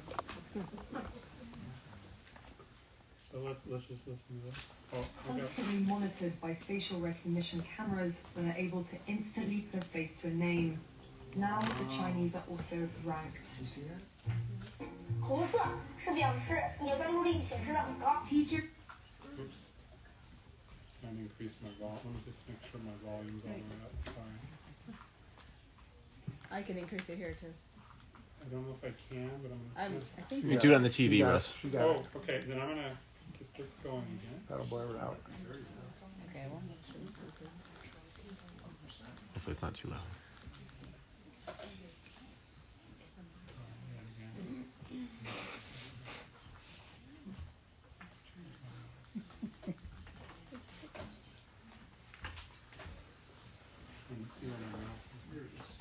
Constantly monitored by facial recognition cameras that are able to instantly put a face to a name. Now the Chinese are also ranked. 红色是表示你的专注力显示的很高。 Teachers at this primary school in China 蓝色是走神了。 know exactly when someone isn't paying attention. 白色就是你可能跟网络还没有连接好。 These headbands measure each student's level of concentration. The information is then directly sent to the teacher's computer and to parents. 就是他可以看到每个人的评分。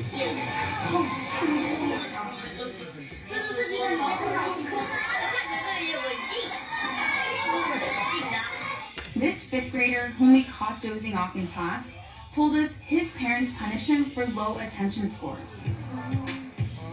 China has big plans to become a global leader in artificial intelligence. It has enabled a cashless economy where people make purchases with their faces. A giant network of surveillance cameras with facial recognition helps police monitor citizens. Students wear uniforms with chips that track their locations. There are even surveillance cameras that monitor how often students check their phones or yawn during classes. Experts and citizens alike are sounding alarms about various aspects of the country's huge push into artificial intelligence. These classrooms are laboratories for future generations. All right, it's a glimpse, right? You probably should already know that this is the kind of things that we're supposed to embrace or maybe consider, right? So we got to make sure the public is informed here of what the potential is. Because the people pushing it have their own vision. We may not know exactly what it is. You know, I hear terms like Fourth Industrial Revolution where I am in Tucson. This is all part of it. It's transhumanism, it's monitoring. I mean, I guess there could be some good things, but not without a control system in place and the public directly involved. and transparency, but we can argue about what would be good about some of this. But right now, we're headed towards a similar sorts of situation. Since this is important, I'll do one more a little bit different. When I was coming back through the airport through Atlanta in 2017, we didn't have to show our passport, they just did a facial recognition. Oh. Same with in London. Everywhere she goes, Ouyang Haoyu is followed. What she buys, how she behaves, is tracked and scored to show how responsible and trustworthy she is. It's called the social credit system, and in one version now being tested, a person's reputation is scored on a scale of 350 to 950. And Haoyu, with a good score of 752, is okay with it. In fact, most people are. Is a mechanism like pushes you to become a better citizen? It's big data meets Big Brother, expanding how the government monitors, understands, and ultimately controls its 1.4 billion citizens. Thanks. Sorry, I didn't realize it was stuck. Let me see how I can. Oh, I see. I'm on the wrong screen. There you go. No idea. Listening. Well, let me start. You kind of heard it. Let me go to about here. I'll start. Is okay with it. In fact, most people are. Is a mechanism like pushes you to become a better citizen? It's big data meets Big Brother, expanding how the government monitors, understands, and ultimately controls its 1.4 billion citizens. Thanks to advances in artificial intelligence and facial recognition, and a web of more than 200 million surveillance cameras. Are people bothered by privacy concerns? We think the lot of camera keep the safety is really good. We can accept it. Companies are experimenting with the algorithms to help the government create the new national social credit system. The government also has pilot projects. In one, citizens are required to do hours of unpaid work to get benefits. And scores are docked for things like littering, a messy yard, gossip, even jaywalking. Video of offenders is shown on the local news. And information collectors like Zhou Aini are paid to report on their neighbors. Her quota, 10 entries a month. Like the man who carried a drunk person home. A good deed, she says. Good social credit gets rewarded with perks like cheap loans and travel deals. But a bad score means public shame and worse. Huang Huijun lost a court case and didn't pay. Now he's on a government blacklist. I can't buy airplane or train tickets, he says, and the list goes on. Being discredited makes it hard to get a job or put kids in top schools. The social credit system will go nationwide next year, and few here are willing to criticize it. Something that may pose a risk itself for a bad score and the life that comes with it. I think that was at least 2 or 3 years ago. Maybe 2017. So yeah, I mean, these cities, you can walk into McDonald's, they already know who you are, what you normally order. Oh, the password! And at the beginning, we all had one password. It was our first password. We can nostalgically remember, and we used it for everything. Every time we joined another business, can I have your password? Yes, you can. That is my special word. Okay. So I was saying, so you walk into McDonald's in these smart cities, they know who you are, facial recognition. They already know what you want to order. There's robots on some of these places. And you can say, yeah, I want the usual, and it's automatically deducted from your account. There's no phone, nothing. It's all one auto. So that's kind of cool, but kind of creepy. But it's the kind of things already going on. And you heard there are millions of people in China that cannot even take a train because their social credit score is too low, or maybe they have to take a slower train. They got a fast train. So, this is already going on. This is happening in Canada. Canada's had quite a bit of social crediting already started. They've actually had this going on several years and testing and different things. And you kind of already start to see this going on here a little bit. You might say that some of the health passes and is all part of it, to not necessarily to know if you're sick or not, but to get a grid of controlling and keeping track of people. It might be just more of us embracing this sort of environment or situation. Yeah, go ahead. Yeah, how does this 5G tie in with military usage? Can you repeat the question? Military users. Well, I'm not in the military. Usually we think of military, we think of weapons, but I think we can also talk about surveillance. So a lot of the things that I'm talking about here, you can see how the military not is learning how to use it. They would have had this going back 100 years.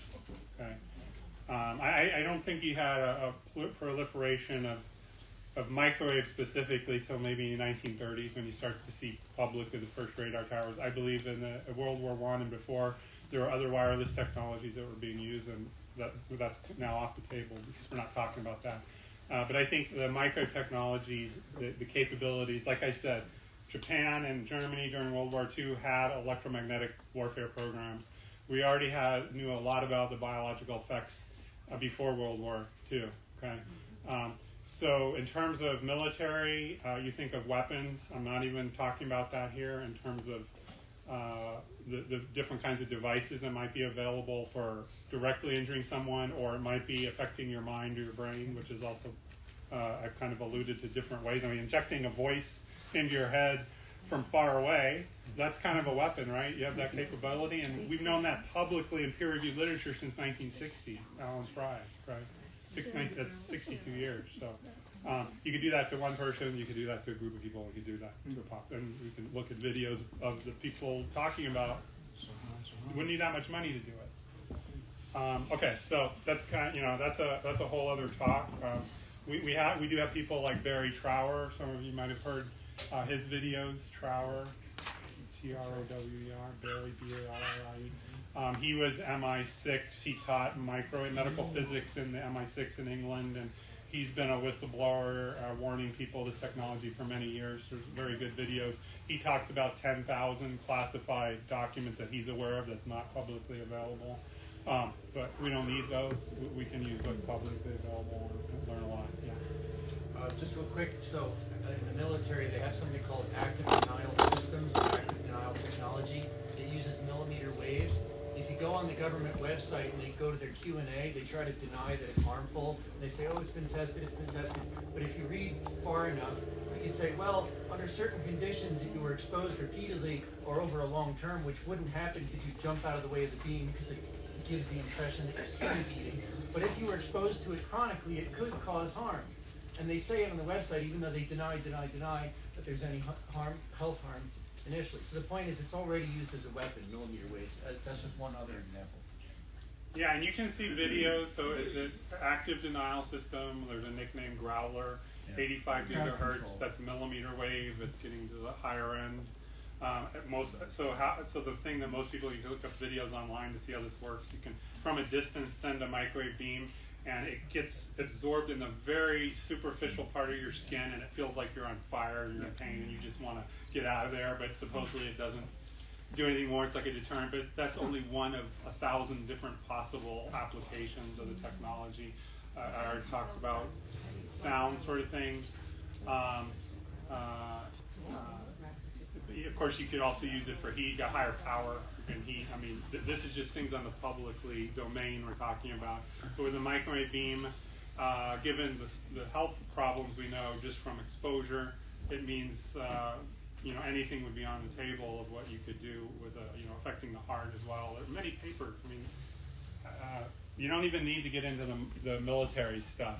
But I would say the military becomes interesting because this goes back many decades. This is one of the reasons why we have 25,000 peer-reviewed papers on this topic. No environmental factor has been more studied than the effects of microwave radiation because of the known effects it can have and the interest of the military, especially after World War II. Soviet Union being the real experts after World War II for a number of reasons, and the United States was always playing catch-up, and there's a few reasons for that. And that's right after World War II. Okay. So I think that's where it gets interesting. But now your mind can just blow because of what we know publicly. Imagine what's not always publicly available. Can only imagine. So I'm going to keep going here a little bit and I'll come back. I'm almost to the public health stuff, or safety health. But I had one slide on property values just to remind people and you know, there's publications for this. If you're a realtor, if you have a way to do this in your city or the state, it would be great to have a little more data in Arizona. But Colorado and other states have looked at this. People don't want to buy a house near these towers and your property. I mean, it'd be nice to appraise before and after to get that kind of data. And in California and other places, you actually have to disclose if a cell tower is going to be planned in that place because they consider it a hazard and nuisance. Housing and Urban Development on their website has referred to this technology as a hazard and nuisance. I have a question. Go ahead. On the HUD, refers to towers being a hazard and a nuisance. I live in a HUD building. They put 13 medical alert boxes in the building. I live right across the hall from one. And I have measured those on a meter, and they are as strong as a cell phone tower. Yeah, that could be. And I am sensitive to. This is the kind of meter you can use. That's the one I use. It's What kind of Cornet. I think it's a Cornet 88T. Does anybody have this one or a different one? Does anybody own one of these? Like a portable? I have a TR. Yeah, they're pretty similar. These are handheld, a couple $100. You can get some information, of course, about exposure, get an idea. But smart meters, I guess I'll get into that in a second. But even those cordless phones at your home, they could be. There are cell towers, and you got these. You can hear it. You can look at the exposure. That's the cordless one, not your cell phone, which is a whole other thing. The cordless ones in your home are 24/7. And they're like cell towers in your house, so that's one easy way to just, you know, I just have a regular phone that I plug in, and I don't use my home phone very much once I learned that. Actually in Europe, some of the cordless phones you can get an option where it's only active when you're using it. For whatever reason, the ones here that they sell, I don't even think you can get those, or certainly not easily. They're pretty much 24/7. I don't know why, but they're always doing that. All right, so let me keep going here. So this gives you an idea back to the spectrum. There's no limit here. We start with radio waves, where the wavelengths are on the order of buildings. Microwaves, which is why one of the reasons it's so interesting is because the wavelengths are on the scale of insects and humans in this range. Millimeter, sub-millimeter scale, and into the centimeter scale, and getting close to organism at the lower end of the 0.3 gigahertz. We call this non-ionizing radiation. You might hear your elected rep say, oh, it's non-ionizing, I heard that's safe. Well, even before we had the distinction between non-ionizing and ionizing, which are your X-rays, we already knew microwaves cause harm. So they created that to distinguish effects of X-rays, ionizing radiation, and then, okay, conventionally, and even people in my department and being in radiology, they're going to understand X-rays cause damage because there's enough energy for them to flip electrons out of an orbit to create a free radical, which then causes damage. That's accepted, that's acknowledged. Microwaves work on a molecular scale. It's true, there isn't enough energy necessarily to flip an electron out of an orbit, but who says that's the only way you cause damage, right? So we'll get into that in a second. As I already mentioned, before 1930, we had very little exposure. Usually when you see something underlined in my presentation, it means you can click on it and it'll take you to a link or a reference. I try to do that. My slides will be available, and you'll be able to do that. Microwaves absorption changes the structure and size of molecules, so that's what I want you to think about. You might have noticed your food or something looks different. It's not just heating, it's different than if you put it in a pot. And then water molecules in biological tissue strongly absorb the microwave radiation, and that's what makes it a little different. It penetrates and absorbs. Shoot, I lost my preview. All right, I won't use a preview. I'm going to skip this one. I just want to make one point. We talked about exposure, and intensity is one part of the equation, but it's really not the only one. It gets very complicated to study microwaves in a controlled way, a replicated way, different places, because you got all kinds of different properties of the wave. He says, well, yeah, technically there is a standard 5G transmit sequence exposure, and you could look it up. However, those towers don't have to follow that. In fact, there are many patents or actually trade secrets where the companies don't even tell you what kind of properties they're using for there. So you couldn't even do an experiment because the information isn't even there to do that. So it goes back to relevant and looking at studies that use similar types of exposures to, is there any evidence that this is a safe technology? I lost my previews. I'm going to do it this way. I'll play this just to get an idea that even though microwaves are invisible,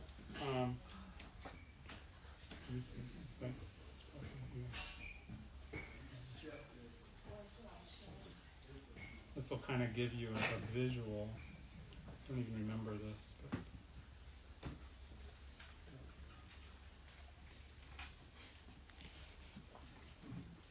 Oh. Okay.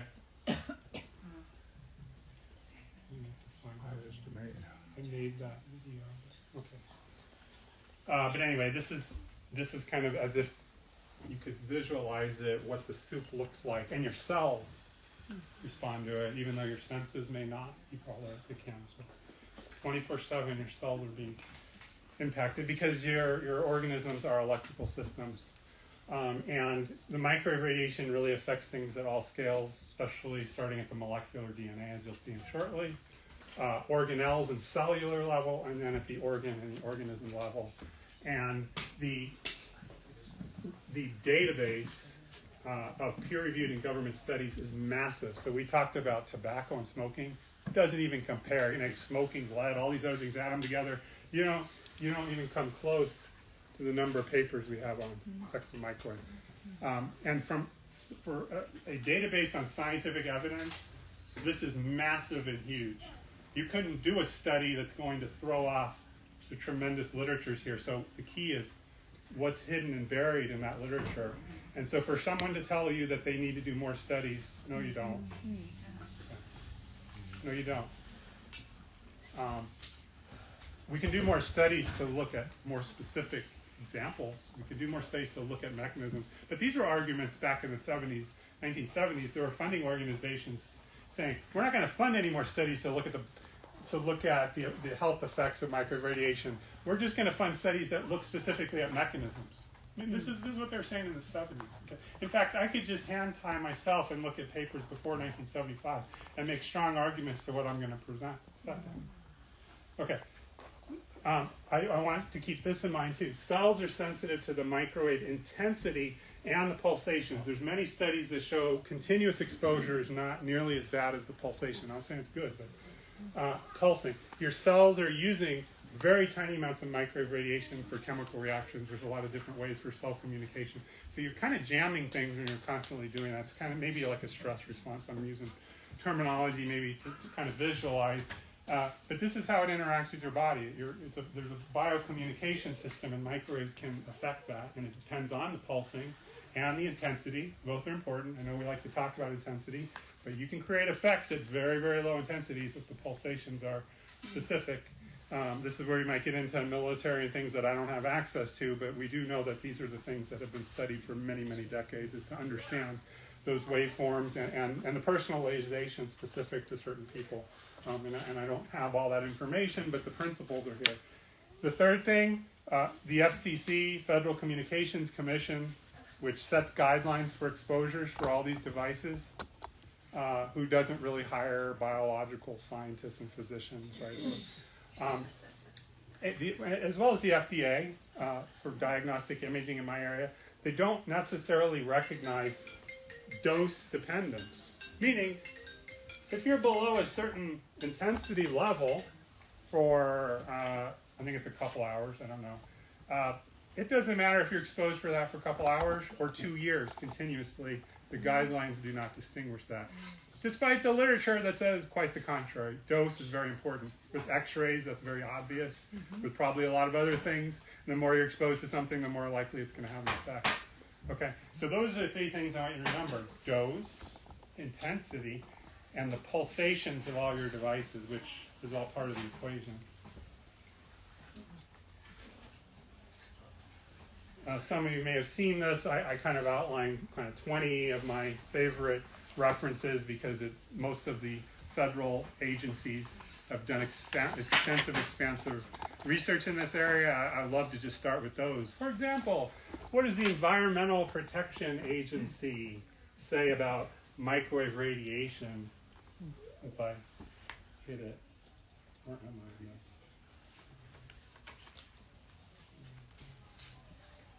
Let's just look at the title. Environmental Protection Agency. They used to have all kinds of experts back in the 80s in this area and before. Biological effects of radio frequency radiation, and it includes mechanisms. 300-page document. You can download it. Just an example. I love that one. EPA understood. They published that, and then they defunded the EPA, and all the microwave experts left by 1985 or so. Okay, so now, today, they don't have any expertise in this area. And just to kind of list, here's a couple from the Army, the Navy. Here's millimeter wave. Where's CIA? Is that CIA? Yeah, here's CIA, 1977, biological effects of millimeter waves. Another one, CIA. DOD, NASA, a couple, Air Force. And there's nothing to see here. No effect. WHO, I'll give an example. Ford Foundation, NIH. The largest study ever conducted, $30 million, recently published. I'll give an example of that. Largest institute in Italy, Ramsini, which just basically validated, replicated the NIH studies and the largest European studies before them. But anyway, kind of gives you an idea. We don't need more studies. We just need to study the studies that are there and understand that. And since that's the highest level of evidence in a public venue, which is city council, court, Supreme Court, this is what matters, okay? And there are people out there that, even in the community that are kind of opposed to technology, they may have research labs where they're getting funding to do more research, and there's nothing wrong with that. But to act like we don't have enough information, and I don't think that's the right approach, because there are scenarios, like in court, where decisions have to be made based on evidence. And they might be a binary decision. Guilty, not guilty, yes, no, whatever. And so there are scenarios where science has to be evaluated by a jury or a judge and decisions made. And these are the criteria that's first and foremost being used. And you don't need an expert to have a list and list the conclusion and deliver that to a Supreme Court judge. You don't have to be. It helps. If an expert gives it, maybe there's a little more credibility, but you don't need it. This is important. Now, you can bring in experts. I'd like to see an expert in specifically microwaves and medicine coming in front of a judge saying, oh no, microwaves, unless they're heating, there's no effect. I'd be interested to see that. But this is where the debates come in. Maybe there are people out there that are willing to, I'm very interested to observe. I mean, I could try to take that point of view and then bring some of the opposite. Remember, debates don't have to be experts on either side. A real debate is you're assigned the side and you need to argue it. And you got to do your homework. That's what a real debate is. It's not political. That's how you get the politics out, right? There's ways to do that. I'm not talking about animals, insects, pollinators. A lot of you may have looked into that. Massive amounts of literature on the effects of insects and animals. One of the reasons why it might be especially damaging to like bees and things is because they have a much larger surface area to volume ratio, and those microwaves get absorbed kind of on the surface, especially you get to higher frequencies, so that might be reasons why. And there's lots of studies that have looked at that. All right, yeah, finally got to public safety. It's taken a long time, but I'm trying to keep everybody engaged here, so I'll keep going because I know a lot of you are interested in what kind of things are out there. And since you'll have a copy of these, I'm going to go fairly quickly. But pretty much this is across the board. I mean, you can look at any part of the living system and talk about the effects of microwaves because of the Lombardi of literature. So here I'm kind of pointing out three things that go beyond just heating. And most of the things I'm talking about, yeah, we know a microwave oven, we get enough energy, can start heating tissue. I don't even want to talk about that. That's a whole other thing. I'm going to be talking about things that are below that level of intensity, okay? So we talk about the effects of the brain. Some of you might have heard the blood-brain barrier and the potential effects of microwaves on the brain, as well as other things that can affect the blood-brain barrier. We talked about how microwaves can actually produce noise, known as the microwave auditory effect. I've talked about voice to skull, but that's the patents. This is the physical mechanism, microwave auditory effect. In terms of the physical mechanism, it was later discovered after this year that it's called the thermoacoustic effect that contributes to this, and this is an imaging modality that I do, not pointing microwaves at a head, but the principle of creating ultrasound with a microwave source and creating an image. That's thermoacoustic imaging. And then microwaves can also charge particles. Since 1927, a study in Germany looked at breast milk and found what later would be called the Pearl effect of things being able to stick together. You're actually looking, in this case, red blood cells. But the mechanisms have been looked at, and these are non-thermal effects. So these are the kind of things that microwaves can do. I'll provide some more evidence for this in the presentation. To form molecules like DNA, which you change the shape and structure of a molecule, you can also change the function.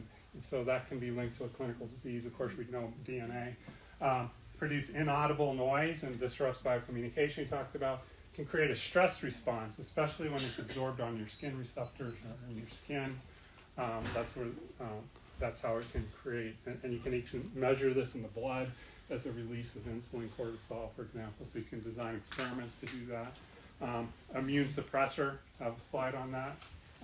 And then it can also alter your normal brain signals. In fact, I don't think there's a minimum intensity of microwaves that the weakest paper, the papers that use the weakest intensities of microwaves describe your brain being very sensitive to microwaves, even affecting the EEG signal.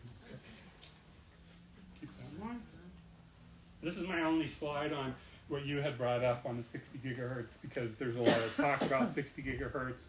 And as I pointed out, we all need to be thinking about the lower frequencies, because that's where our exposures are, Wi-Fi, smart meters.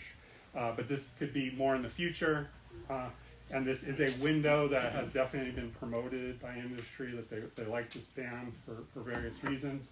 But it turns out that at 60 gigahertz, the oxygen molecule has a very, very high absorption. So there is questions and some evidence that your red blood cells, with the strong absorption of the microwaves, it may affect the ability to hemoglobin to stay in that red blood cell and deliver oxygen. And especially since this frequency is going to be absorbed mostly in the skin, not going to go much more in the millimeter. It's all going to get absorbed those blood vessels. Might see an effect of the oxygenation, and there's some evidence. People have looked at this in a little bit in different ways. That's where I would like to see some more studies being done. Wouldn't be hard to do this study. A lot of different ways to understand that a little better, but I think there's some evidence that this might be the case. Okay, so that's, and I do have the word OTARD up there, which is over the air rooftop radar or whatever device. This is the ones that you're hearing about being put on your neighbor's rooftop, and then they're acting as a server for the whole neighborhood, and they get paid by maybe an industry, I don't know, a company, and they're providing that. I think 60 gigahertz is one of the windows that's proposed for that. You may already have that, but I don't know. Real quick, can it make your blood boil? Well, that's a heating it's effect. directional. It's a heating effect. You need by intensity. the oxygen, by the absorption by oxygen. So it's an intensity effect. With the high absorption, you're going to get more of a thermal effect. You have, I mean, I can't answer that question, but maybe on a molecular scale. But the thing is, even if you're just dislodging the oxygen molecule from the red blood cell, which it probably takes less energy, that can have a dramatic effect. But whether you're obliterating the oxygen and changing that, or, yeah. So we can point out It's already in a gaseous state, so I don't think you probably would boil the red blood cell, but the gas might heat up, and then you're changing the pressure. I would say that's probably more likely to be. A real quick. Yeah. What about smart meters? You hear a lot of adverse effects with those as well. Well, I mean, smart meters, if you got something on the other side of your wall, I mean, smart meters are going, like pulsing like every 20 seconds, a big pulse. You can find things on the internet where they hook people up to an ECG and have the smart meter and they synchronize it and they can see like the heart blips every now and then. Synced with the smart meter. Those are little easy things that anybody could do. They had a cardiologist on the video, I'm thinking, sitting there doing it. So yeah, if you're sleeping close to a bank or near smart meters, again, this is all about knowing what your exposure levels are, and you feel like you're being affected by that, then you have to look for mitigation, but ultimately removal of technologies that are maybe harming people, but there might be some mitigation things with shielding or moving your bed or something like that. Yeah? Do you use a microwave at home yourself? A microwave oven for cooking? Yeah, do you use one? No.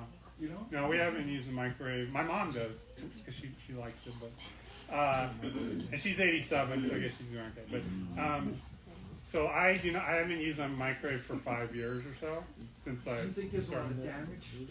It changes the structure of your food. I mean, there's studies, there's different ways of looking at this. It changes the composition of your food. The same way it can do that to your tissue. I think, and you probably maybe have seen these high school experiments where the kids heat up water in the microwave, let it cool down, and then pour it on the plant, and then they have the control with the regular water, and the plant doesn't grow nearly as good. And many high school students have done that experiment. So, I mean, that might all you need to know about what microwaves might be doing. I personally use an infrared oven, which almost heats things just as fast, and maybe some of you have that, like the New Wave or something. And that's using infrared light, which I don't think acts the same way on food. So that's what I do. Russ, can I just make a quick announcement about smart meters? Yes, please. One of the sign-up sheets that we're going to ask, if you're interested in exchanging out your smart meter, because we know how to do it, and if you're interested and want some support in exchanging out your smart meter for another meter, I guess it's an analog meter, we'll have a sign-up sheet, and you can sign up and give us your contact information, and we are happy to kind of coach you through that difficult conversation, or that conversation that you might end up having with your utility company. I just wanted to put that out as a step, an action step that we are happy to support you to take. Back to you. Right, and this also could be an area for the notices and affidavits, because if you being harmed by this or someone else, and you've got evidence, and then you put them on notice and say, I want this removed, it's going to have a much more powerful effect than if you just say, hey, I don't want this thing, will you move it? They may just ignore you. So go back to that whole concept. I'm just saying it's way more powerful than I'm making it sound, I think, from what I've seen. I've seen it work in other areas, so I think it's interesting. I'm going to kind of go very quickly through these, so then we can have questions, discussion, whatever. But this kind of summarizes the point. Here's a review paper, 1972, by the U.S. Navy. I like to reference that. The Navy has some credibility, I think. 2,300 review paper. It's not even necessarily their study. They're reviewing 2,300. And these are all the different things which they would refer to as microwave sickness, and all the organ systems and how they can be affected by microwaves based on their literature review of just the 2,300 at the time. There are many more in this one publication. And again, you have a copy of these slides. You just click on there and it should take you to it. Okay. Well, how about the WHO? I love this one, 1973. Okay? This is a 3-day conference. The top people convened in Warsaw, Poland. This is published. If you look for it, you can find it. 350 pages. They go through clinical, animal, all the different things. There wasn't a question whether low-level subthermal microwave radiation could have a biological effect. They're trying to understand the mechanisms, come together, have some sort of common thing. That would I think, lead to public policy and maybe looking at exposure. That was kind of the goal. But in reality, this was kind of the tipping point of like, let's not talk about this in public. And we didn't have cell phones for another 20 years, so in terms of the public, maybe they weren't quite so interested unless you live near a radar transmitter or something, which has already been going on. But I just kind of listed some examples there, the kind of things that have been replicated many times in some cases. So let's just look at one of the conclusions from that 3-day conference, and I'll just read that here. This is B from their conclusion. In addition to their heating effects in tissue, microwaves interact with the electric dipole moment of biological tissue. These interactions may be observed and interpreted in terms of the shape and size of the macromolecules and the nature of the structure of the water in the neighboring environment. Such parameters may be correlated with the incidence and treatment of certain diseases with which the molecules in question are associated. In this way, it would be possible to find a direct link between a clinical condition and a structural abnormality at a molecular level, as, for example, has been done in the case of sickle cell anemia and hemoglobin, which, of course, you're born with a genetic abnormality in the shape of the hemoglobin, and that leads to sickness through much of your life. Structure and function. Just another example. This is from the Ford Foundation in 1965.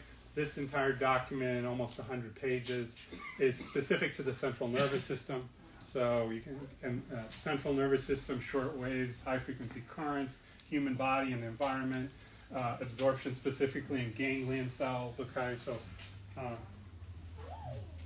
that's 50 years ago, more.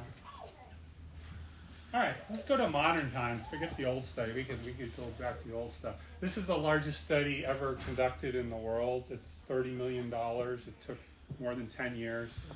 And why did they do this study? Well, back in the 90s, the FCC was hearing all these complaints from people that these cell phones were causing all these things, and they said, so they went to the FDA and said, we don't have any experience in this. We can't do any studies. Will you just do a study and answer this question once and for all? So we can get these people off our back. So the FDA says, sure, but we don't have any experience in microwave radiation. We can't do that. So we're going to have to go to the National Toxicology Program because they have the expertise and they're the gold standard. So they did this around 1999. And they set up a multi-centered, independent, random controlled study in mice and rats because you can't do that in humans. That wouldn't be ethical based on what we know. So you do it in mice and rats, which are the standard. And it took a long time and a lot of money and a lot of effort, but the first publications, I believe, came out around 2018, concluding that 9 types of cancer, and they use the word clear evidence, and that's from the study, specifically brain, heart, and prostate. Heart's interesting because heart cancer isn't a very common thing, so that's kind of I'd say pretty alarming to see that. And also enlarged heart. So they see other things in the heart. And these are papers you could click on and read the peer review result. And then just as importantly, genotoxicity. So it damages DNA, which you probably heard, no, it can't do that because it doesn't have enough energy. Only X-rays can do that. Well, it turns out that was just validating the largest study ever done in Europe called the Reflex Study in 2004. Where they compared, in this case, control. This is called a COMET assay, looking at DNA. The middle one is gamma radiation, equivalent of 1,600 chest X-rays, and the COMET indicates some sort of damage, that tail. And a similar kind, but looking at cell phone exposure for 24 hours, 1.8 gigahertz. And again, it's not exactly doing it to your body, but the point is that microwaves at very low levels, cell phone intensities, can do this. And I'm just verifying, and this wasn't the first study. We had studies in the 90s. I'm just trying to give you an idea that this is a massive database that we can tap from. And you can say, well, 25,000 studies, not all of them can show an effect like this. Of course not. So, I would say anywhere from a quarter to a third may not show much or any of an effect. Well, let's start to sort the independent experiments from industry funded. Well, and we have peer-reviewed publications just looking at the bias in the micro, which is fine because you'd expect that. But actually, some of the industry funded ones are some of the most interesting because about a third of those show pretty interesting, dramatic things. And industry funded say they don't necessarily have to publish. They don't really have a moral and ethical response. They choose. right? So just another thing to keep in mind. So yeah, of course I could find a paper. But then you got to look at the methodology and talk about replication, which gets another thing. I'm going to kind of go quickly so we can get to the end of this, but this is from the Air Force, 1994, carcinogenic effects. Well, if you cause that DNA damage, which they also reported, you got chromosomal damage, lymphocytoid transformation, which leads to leukemia, oncogenetic effects, which affects hormone imbalance, sugar. They describe what they did in the animals and exposures. It's similar or above what, a little bit above what we would be exposed to in terms of our limits. I'm just going to kind of get going. This is specific to oxidative stress and effects of mitochondria on the reproductive system. So there's a list here. This is one review paper looking at those things on the reproductive system and looking at sperm counts and for male and female reproductive systems. The effects, these are all different microwave frequencies, but all of them around 1 to 2 gigahertz that I'm looking at here. There's one up to 10 gigahertz, I see. And well, wouldn't you like to have known the last 2 years that microradiation is an immune suppressor? I mean, hundreds of studies. This is just a review paper from Berkeley from 2020, okay? And again, you can click on, find more about that. But at least we could have known that, Yeah. Well, February, March 2020, I presented Faculty Senate. And I'm a faculty center, and I warned them that we're better looking at these effects to students and faculty because there are towers going up at the university. So this is just looking at the effect on the brain. There's a few studies that use relatively low exposures, but the right kind of sequence, and they're able to see the integrity of the blood-brain barrier being jeopardized, which means you can kind of see these gray spots there. And when your blood-brain barrier is compromised, and it may not be microwaves, there's other things that can cause this, it means things that you probably don't want to get into the brain are getting in your brain, like toxins, heavy metal, metals, maybe viruses, okay? Now, your body may have the ability to repair itself, so it might be a back and forth. And this is where, you have to start thinking about, okay, not just minimizing exposure, but you have to look at your whole habit, your health habit in terms of diet, in terms of your water quality, in terms of air. All of these things are going to help you protect yourself from this kind of exposure. And to me, that may be more important than the exposure you're getting. Yeah, you can try to mitigate at some point. You better start living a healthy lifestyle because you start putting these vectors in, fast food 5 times a week. All these things are going to start to add up. And then you get a stress thing in your life. Right? Stress creates all these hormones in your blood. Now you're putting everything together. That's when you start to get vulnerable. So you have to start thinking not just about the microwaves, but the other things too. If this is the thing that stimulates that might be a good thing. Again, this is looking at, this is a neonate, so exposed before birth, the fetus in a rat. This would be healthy cells. You can kind of see the histology. And this is one that relatively low, about 1 milliwatt. That's within guidelines. It's continuous exposure around 1 gigahertz. And you can see that rat brain has structural problems and behavioral problems. Distance from cell phone tower. There's a few studies at this. This is just looking at 16 symptoms from fatigue to nausea, headaches, sleep disturbance. If people have trouble sleeping, I would be looking at your exposures as one possible factor, at least turning your Wi-Fi off at night, seeing if that helps.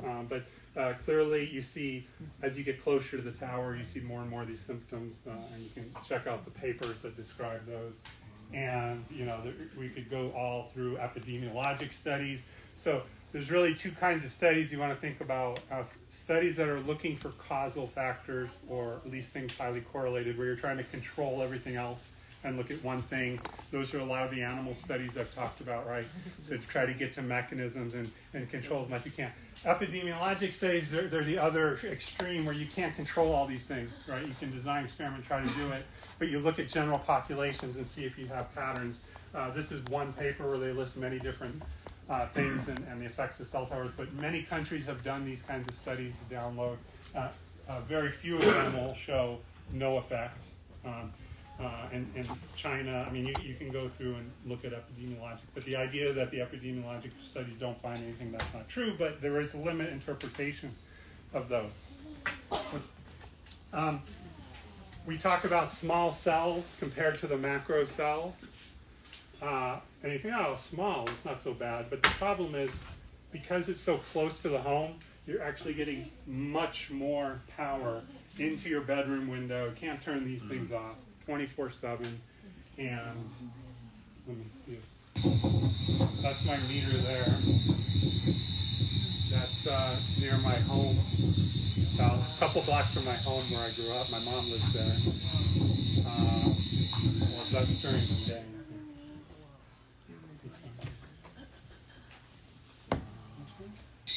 That's at night. So those are pretty big numbers. Your background would be 1,000 to 10,000 times less there if it wasn't for that tower.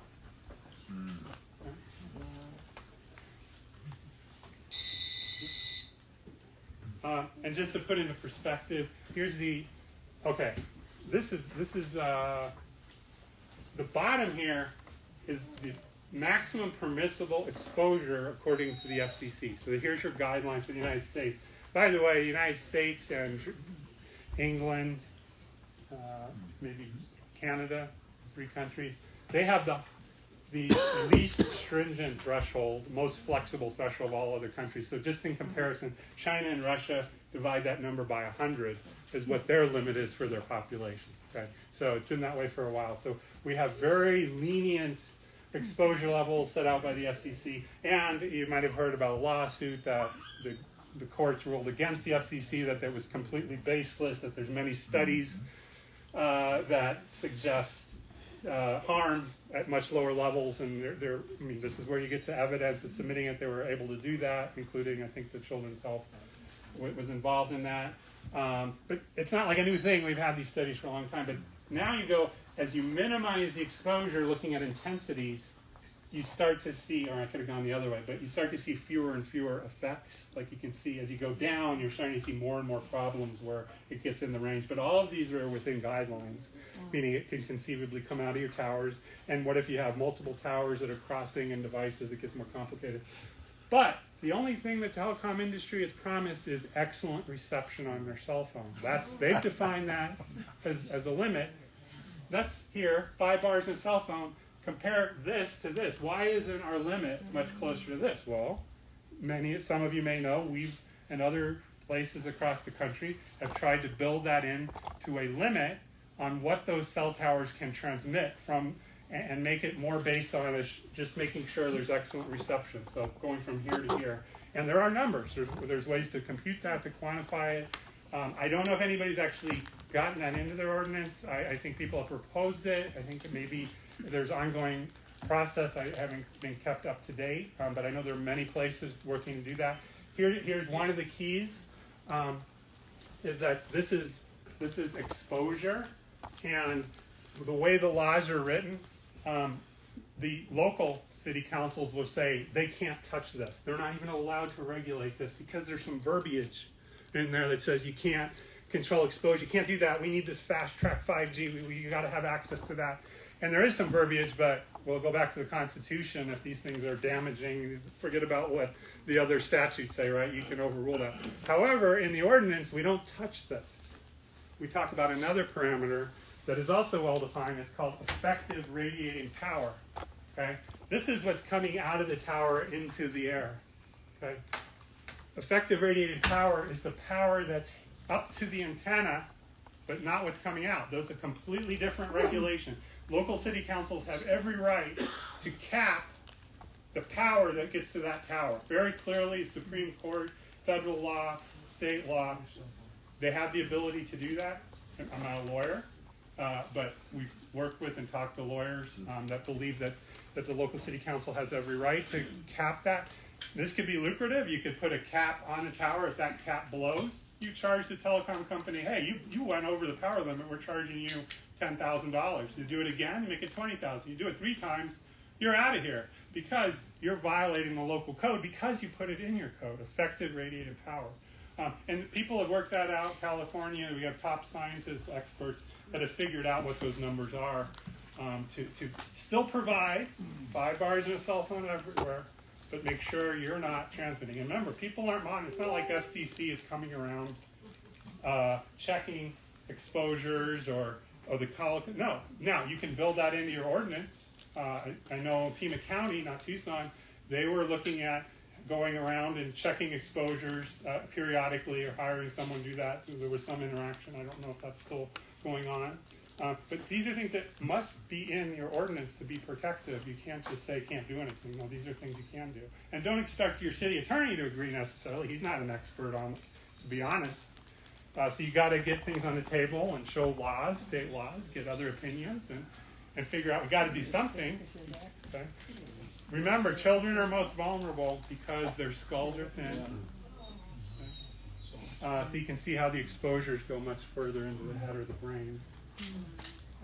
And that's also for their bone and their bone marrow are going to get increased absorption. So, Wi-Fi, small cells, cells at schools, not necessarily the best place. But other countries have known this. France has not permitted Wi-Fi in school, certainly middle school, unless for I think more than 10 years. Even China a year ago said we're not going to allow cell phones for various health reasons into their schools. They announced that for all their schools, no smartphones in their schools. They may have other reasons, but they mentioned eyesight things. But these are just examples of countries from an assortment that have pulled their Wi-Fi, partly because of health, admittingly. Okay, finally, we're getting close to the end here. We have to explore other technologies. 5G, my understanding, can't even reach the 100 gigabyte per second limit. It's an inferior technology, cannot meet what I believe the Department of Treasury has published as this is the future, we need at least 100 gigabytes per second. 5G can't even achieve that. It's not been shown to be that efficient. Here it shows 10 gigabytes for 5G. Direct connections, optical fiber. Chattanooga adopted this more than 10 years ago. They had to fight. They were able to get funding and build up their fiber optic network. So everything, homes and businesses, a large percent now have direct lines. I think a lot of the big companies, the telecom companies, they often don't use Wi-Fi. Their secure networks are all direct connection, much faster. Compare the fiber, orders of magnitude in terms of efficiency in transmitted power. So fiber is good because everything's confined to fiber. You're not using the microwave radiation. And as Chattanooga found out, this was a recent article, $3 billion boom to their economy. But they had to fight to get that in there, a decision made a long time ago. Other cities are trying to use this as a model. We've talked, local city officials are often very favorable to this, but there's mechanics, right? You got to bring in the companies that are doing that, and there are some of the same companies, but it has to be a point of conversation too. Okay, so these are just other things that we have tried to do in Tucson. We wrote this ordinance, like I said, with some of the top people in the country that have also been helping other communities. These are just some of the local people that helped put this together and the people we collaborated with. Took a lot of effort. Delivered this to the city of Tucson March 24th. Said we're ready to meet anyone. A month went by, didn't hear anything. We had open invitations to consult, right? So we sent follow-ups, and they said, no, we can't. Our hands are tied. Can't do anything. They wouldn't even meet. Just an email at best, and many of them wouldn't even respond, right? At that time, I didn't know about notices, affidavits. We would have things in public record, but not specifically. So this gets to notices and affidavits. We're drafting something, nothing definitive yet, but this is the idea. Here's a couple of links to get started. Has anybody heard of Affidavit Mamas? Yeah. Okay. So I think they started in like Minnesota or something. Okay, so a little background on that. There was a group of mamas that were trying to get lawyers. I don't know if it was for their kids and the mandates and the masks. I think it was. They couldn't find any lawyers to do it. And then they discovered, I know that David Jose, who's one of the persons that is very knowledgeable in this, they realized that there were mechanisms that they could use that were outside of this normal legal thing where you need a lawyer and a court. And they started to adopt this approach, and they were able to stop these mandates after learning this. And they now go around, and they have a branch here in Arizona. Actually, some really good people. David Jose is in Arizona, and another person, very knowledgeable. They help write these things for different things. They're helping the truckers in Canada, the military. It's the same approach, right? This is the first time that they've ever were even familiar with the 5G problem.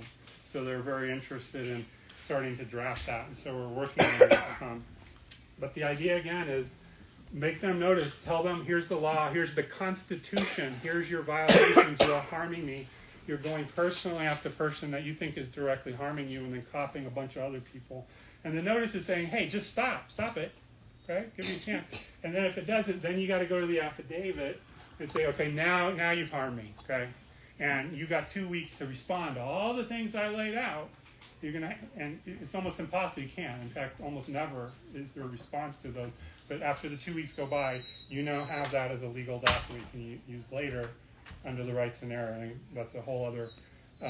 But now, one person doing it, you just ignore. You might be screwed. But what if you had 1,000 people? Simple as this, right? Mm-hmm. But you got to know what you're doing, and that's really what it's going to take. I told you, it's 1,500 affidavits that went to the state legislature that clearly had an influence on that audit. I wasn't involved in that. My understanding was that was a really important key to getting the audit here. And there's a mechanics, there's a process. I understand most of it. If you put it on 8.5 by 11 and you send, it's not a legal document. It has to be 8.5 by 14. It has to be certified. They'll try not to accept the document, but once it's delivered, there are ways to hand deliver. If you're hand delivering, you need to videotape you deliver. There's a process, right? If you don't follow it, which I wouldn't know, then it's not a completely legitimate valid. But the people that are getting it, they understand this. They read it. They'll take it to a lawyer. Whatever. They understand it. They get this. They know what it is. And I don't want to go into too much detail, but I do think this is something that all of us should think about, get informed, understand this. And so when we have a document like this ready and you feel like you have someone that has harmed you, we figure out who that is, you send this document there. And then you have to wait.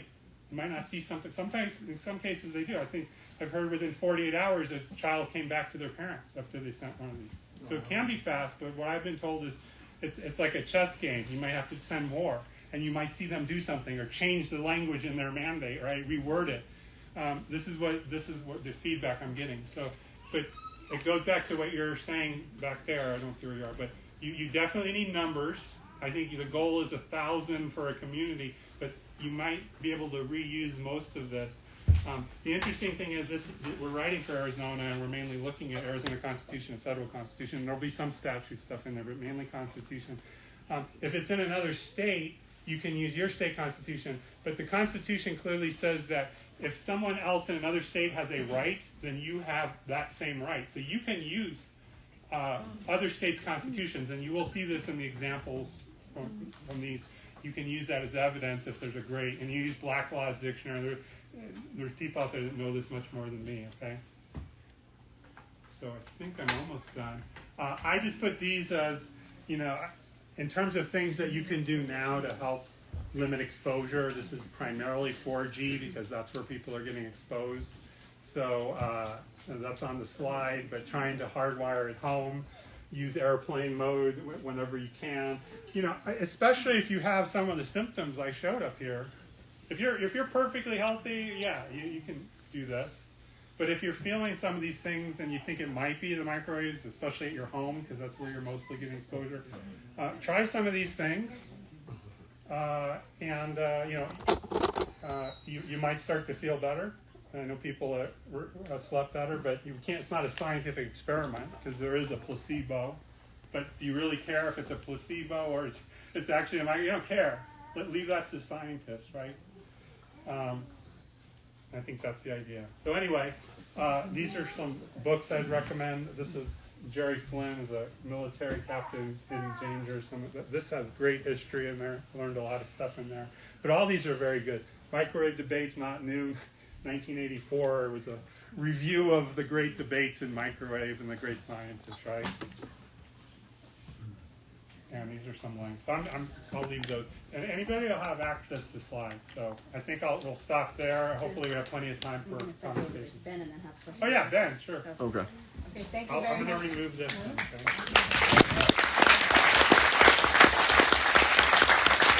How are we gonna get access to the slides?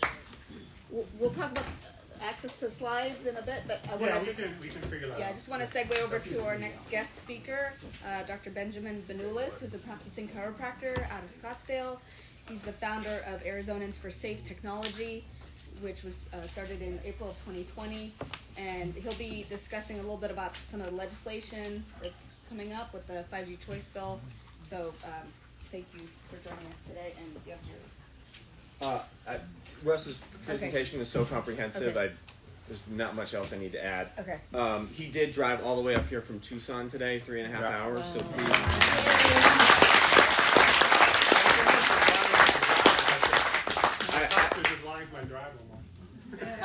He and I have collaborated on this issue the past year and a half, and this is the first time I'm meeting him in person. So you guys are just extremely lucky and blessed to have. This was amazing. So let's give him another round of applause.